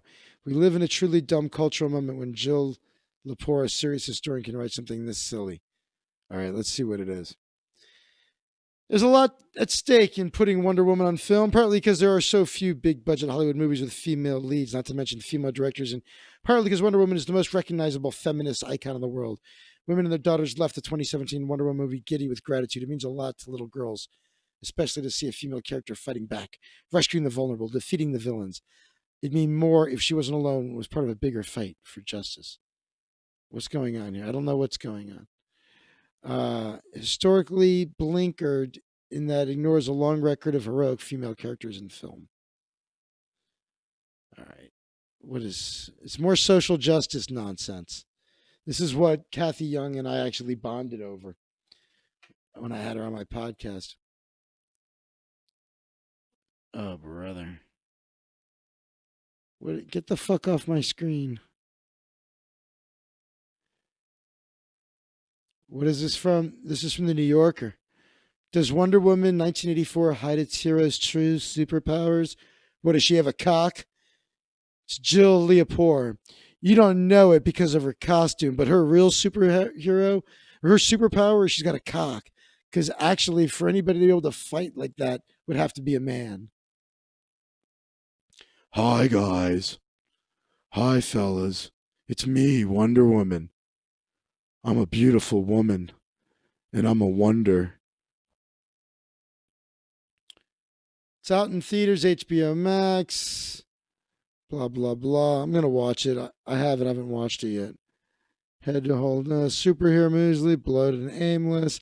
I'm not going to read this whole fucking thing. Black Panther, The Boys, Little Miss Fisher. She's just complaining about the lack of women. Okay. Where does it get to the cheetah is one of the character's oldest enemies, dating to the 1940s. Yanked by her hair into the 80s, played by the brilliant. Oh my God, this is why I'm glad I didn't start reading this. I had a feeling this was. I saw in New York. Look at this. Imagine dedicating this much of your life to this. Holy fuck! Kill yourself. So I was like, Kathy was like, we live in a truly dumb cultural moment when Jill Lepore, a serious historian, can write something this silly. Oh my God. Gotta give it the retweet. Yeah, Israeli chicks are no joke. You're correct. They'll fight you.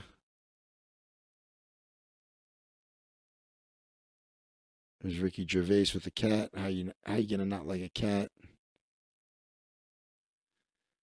Where's my? Oh. Let's see what we got. Let's see what's trending. House votes to increase the stimulus that I knew about. We have to see if they pass it and all that shit. LA was uniquely vulnerable to COVID. Here's what went wrong. Really? I would read this, but I'm sure I'm out of free articles. So what went wrong? Well, let's see if I have a free article coming to me. No one's paying for this, dude. Stop asking for me. No one's in their right mind is going to pay money for the LA Times. Wow, I got an article out of them though. Look at that. It must have reset. I shouldn't speak too soon. It might shut me out. LA's careening toward catastrophe. All right. IC units dropped to 0. Ambulances circling hospitals. Doctor at LA County said last week it's apocalyptic. There's no signs of reprieve. Expected to grow through January. I should get the fuck out of here. I should go to another city in case I get COVID and there's a hospital bed. People in hallways. People are wondering if everything's been pointless. We were an early adopter of all the fucking shit. What went wrong? We were more vulnerable to an extreme crisis than nearly anywhere else in the nation. The trifecta of fatigue, winter weather, and holiday travel has led to more coronavirus transmission across the country hit here to be the match that lived. Okay, so there's no city as large and complex as LA with so many fucking dumbasses in it, by the way. The closest might be New York, a much better city with much better people, way more fun, open way later. Ah, fuck, really? Oh, okay, I still can read though? All right, good. I thought they were going to close me out of it. New York is an awesome city. We saw what happened in New York. Dr. Kirsten Bibbins, Flamingos, Babbins, Boggins. Would you like to go on an adventure and throw the ring into the volcano at Mordor, Bibbins Domingo? It's Bilbin Bibbins Domingo. She's an epitome meteorologist. epidemiologist. She's a cosmetologist.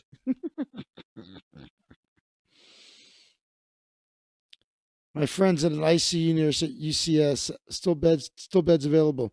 Really? So should I go to New York? I mean, San Francisco, rather?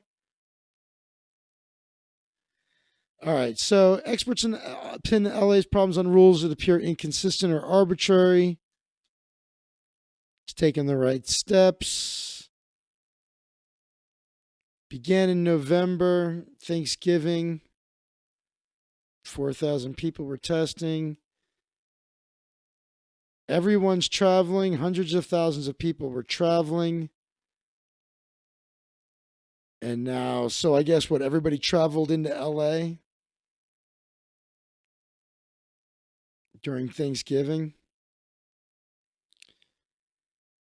Thrives in colder, drier weather, making transmission more likely during this time of year. Short days in winter may push people to spend more time indoors. California avoided huge outbreaks. Higher proportion of the state's population may have been susceptible. Californians' false sense of confidence. People get tired of this bullshit. It's been a long 10 months. Magicians are losing their fucking minds in their apartments. They're doing podcasts. They dropped their guard. Social vulnerability score. Once transmission picked up in the fall, LA faced unique challenges. Huge manufacturing sector. Staffed by people who work in the kind of close quarters that can facilitate the spread of the virus. LA's factories. Social vulnerability is income, education, housing. So I wonder if Skid Row, if you guys have never seen what Skid Row in LA looks like, it looks like the fucking end of the world. It looks like Mad Max. It is like fucking out of like Half-Life 2. And I'll show you a video if you've never seen what downtown LA looks like in Skid Row. But, you know, we were always wondering in the beginning, because there's like fucking lepers on Skid Row and all kinds of diseases that people that were like gone that have been brought back on Skid Row. All kinds of what do you call it? The fuck was the fucking some disease that had been like no one had seen for a million years was back on Skid Row. I forget what it was, some kind of hepatitis or some shit. Anyway. So I'm wondering now, with so many cases, now that we're getting clobbered, I wonder if Skid Row's getting clobbered. County scores worse than anywhere in the Bay Area, maybe Ventura, Orange counties. County, it's always been more difficult for LA. Did you ever watch YouTube video of surfer dudes trying to hand out free masks at Huntington and Ventura over the summer? Guys were cursing them out and trying to fight them. Yeah, that's pretty funny. But why would you wear a mask at a beach, though? Come on, you're outside the wind. You're nowhere near anybody. LA's got a combination of poverty, density, leads to a virus like this being able to spread more quickly. Shut up, Garcetti. No one likes you. LA expensive housing market hurt the region. Crowding. How many people live in a home? I live alone. But it's overcrowded here. It's common for a working class family of 4 or 5 to share a costly 1-bedroom apartment. Highest percentage of overcrowded homes. 11% are overcrowded compared to 6% in New York and the Bay Area. More people you have infected, the more densely. LA County at large. Exponential growth. I don't think people are listening. No shit. You should see the traffic out there. I would drive to work. There'd be like 2 cars on the road. Nobody was out before. That's right. Yeah, before there was no traffic. Now there's tons of traffic.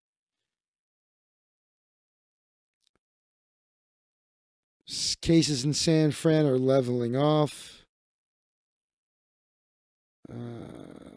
LA's decreasing adherence to public health guidelines may be due to overly strict rules, sown distrust among a once compliant public. Recent controversial closure of playgrounds later reversed. Ban on small outdoor gatherings. While indoor retail businesses remain open, led to criticism. Gatherings with masks outside are low risk.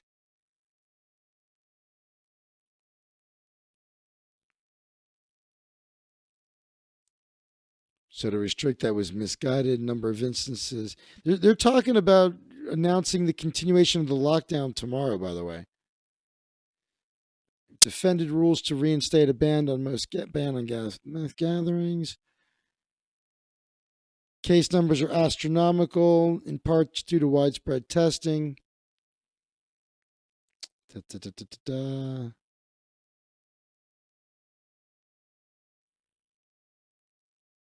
We still haven't reached the calamity of New York in the spring. Don't worry, we'll get there. It's an East Coast, West Coast battle.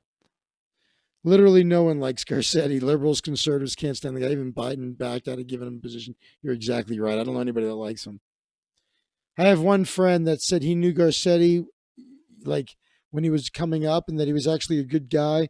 But as soon as he started, getting, doing better in politics, he became a worse and worse guy. It's like they're all just political climbers. It's all just a career for them.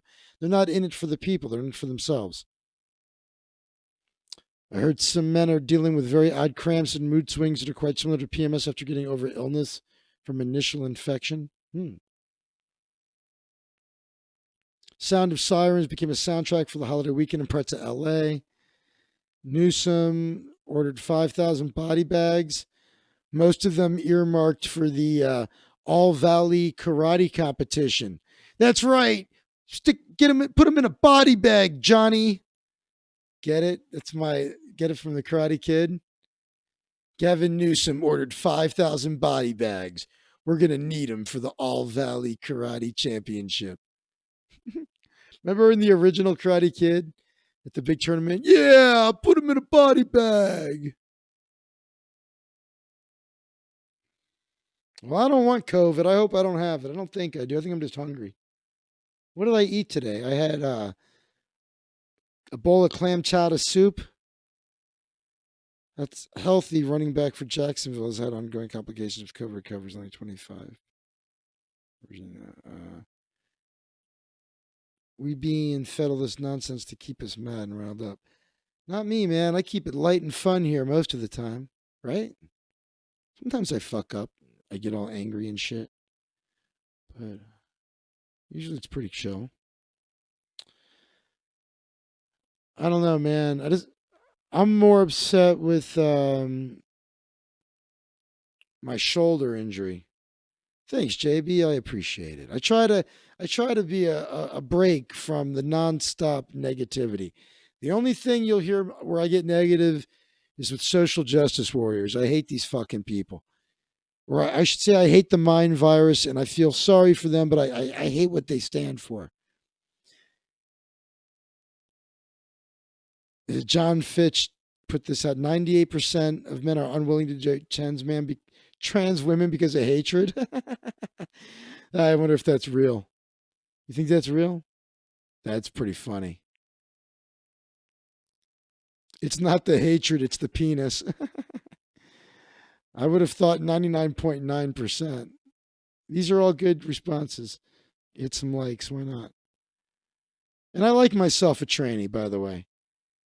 But this is still funny. It has to change that 90% of straight men are not gay.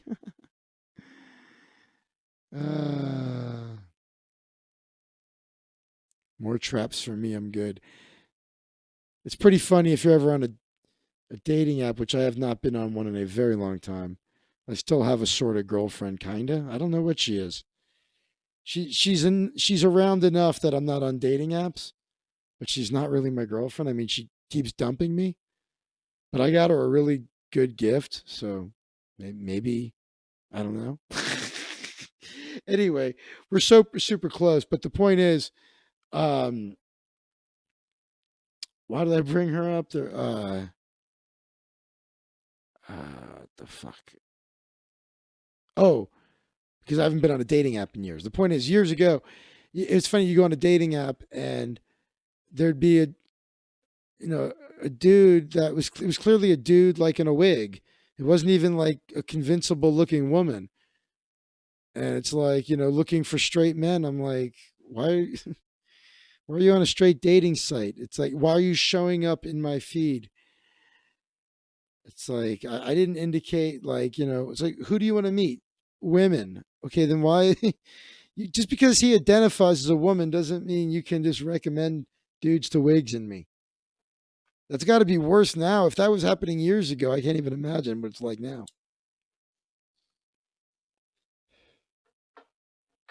I'm hungry. It's 1 o'clock and I want to rock. Got a belly full of beer. Well, I think I'm going to try to start organizing my channel into playlists. I'll put all the anti SJW videos in one, all the gambling related stuff on another playlist, all the internet marketing stuff on another one. I don't know. I don't know what the fuck I'm doing, man. Just keep doing it, right? I am gaining subscribers. Slow and steady wins the race, my friends.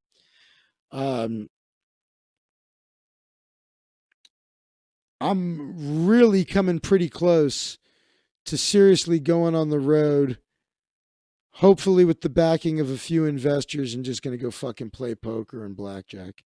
Is it raining again? Oh, no, it's not. For a second, I thought it was raining again. All right. I think I'm going to wrap it up, though. I had fun with you guys. Fucking good times. I'll see you tomorrow. I'm not going anywhere. We didn't really do a lot of trending Twitter, I know, but Trump is not well. Why is that trending?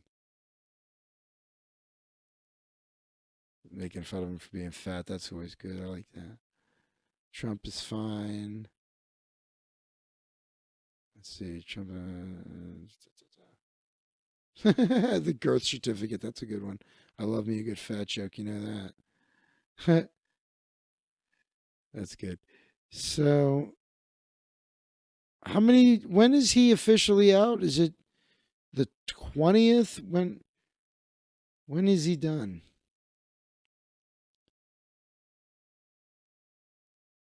Socialism's trending. Host override President Trump veto. Twilight's trending. You're taking off January 20th. That's what I thought. Meek is trending. What the fuck? All right, guys. Well, I do appreciate y'all. And Jordan Palmer, before you go, let me play your thing.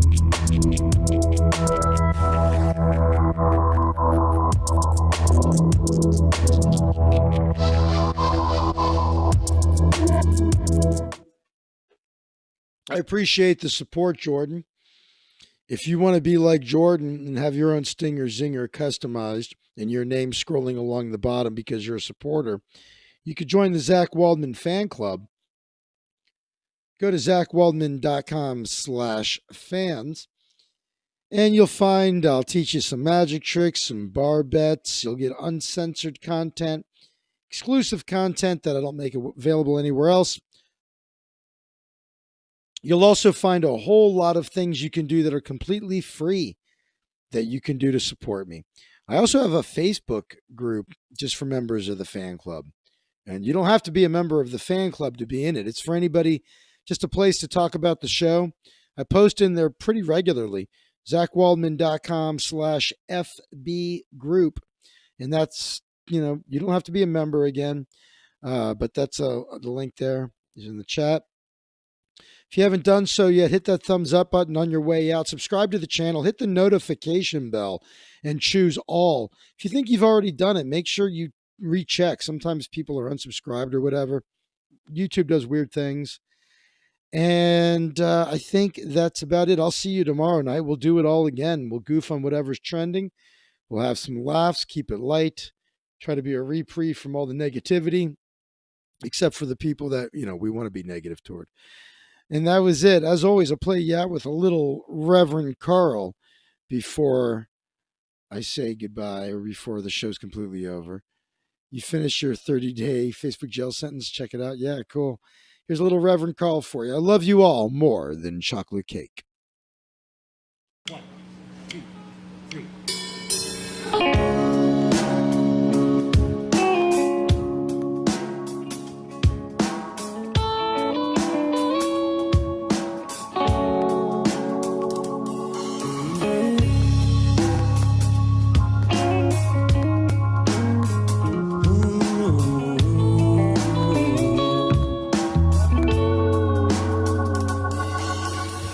It's 2 a.m., 14 below, it's closed. My work is done, but I'm feeling low, and I wanna play the night away, the night away. I can't stand to be alone. I gotta bring over some people to fill up my empty home. Yes, I do. Yes, I do now. I'm having a party, having a party, having a party. I'm having a party, people. And a party, people. Well, well, well. Put out the word to the chosen few. I got the SMC, my friends. Bring your choice of brews, your choice of brews. The buzz is on and the mood is set. The candles burn as the turntables turn by the TV set. Yes, they do. Yes, they do now. Having a party, having a party, having a party. I'm having a party, people. And a party, people. And everybody's getting down now. Party people, having a party. Having a party, having a party, people. A party, people. Well, well. The monster man is feeling smooth. While in the mirror he's busting moves till he finds his groove. Till he finds his groove. A Johnny Poet is feeling numb. He's gonna drink until the sunlight comes out to play. He's always running away. Where are your shoes today now? Having a party, having a party, having a party, we having a party, people. A party, people, and everybody's getting down now. Party people, having a party, having a party, we having a party, people, and a party, people,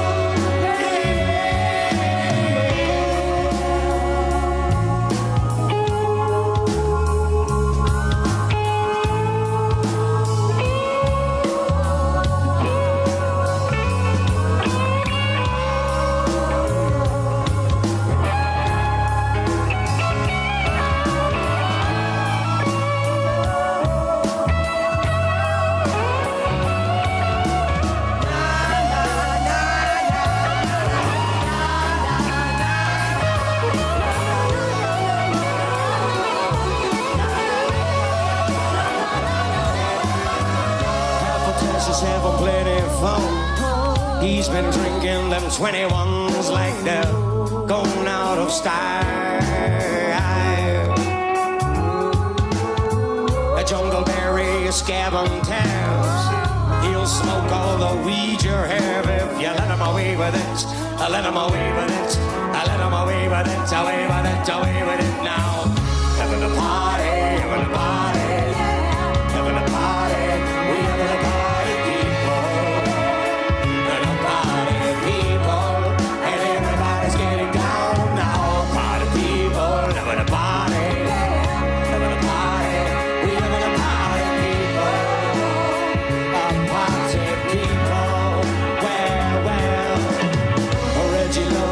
Dressed in plain, he'd like to bop the night away, cause he's come a long way from that Ventura County.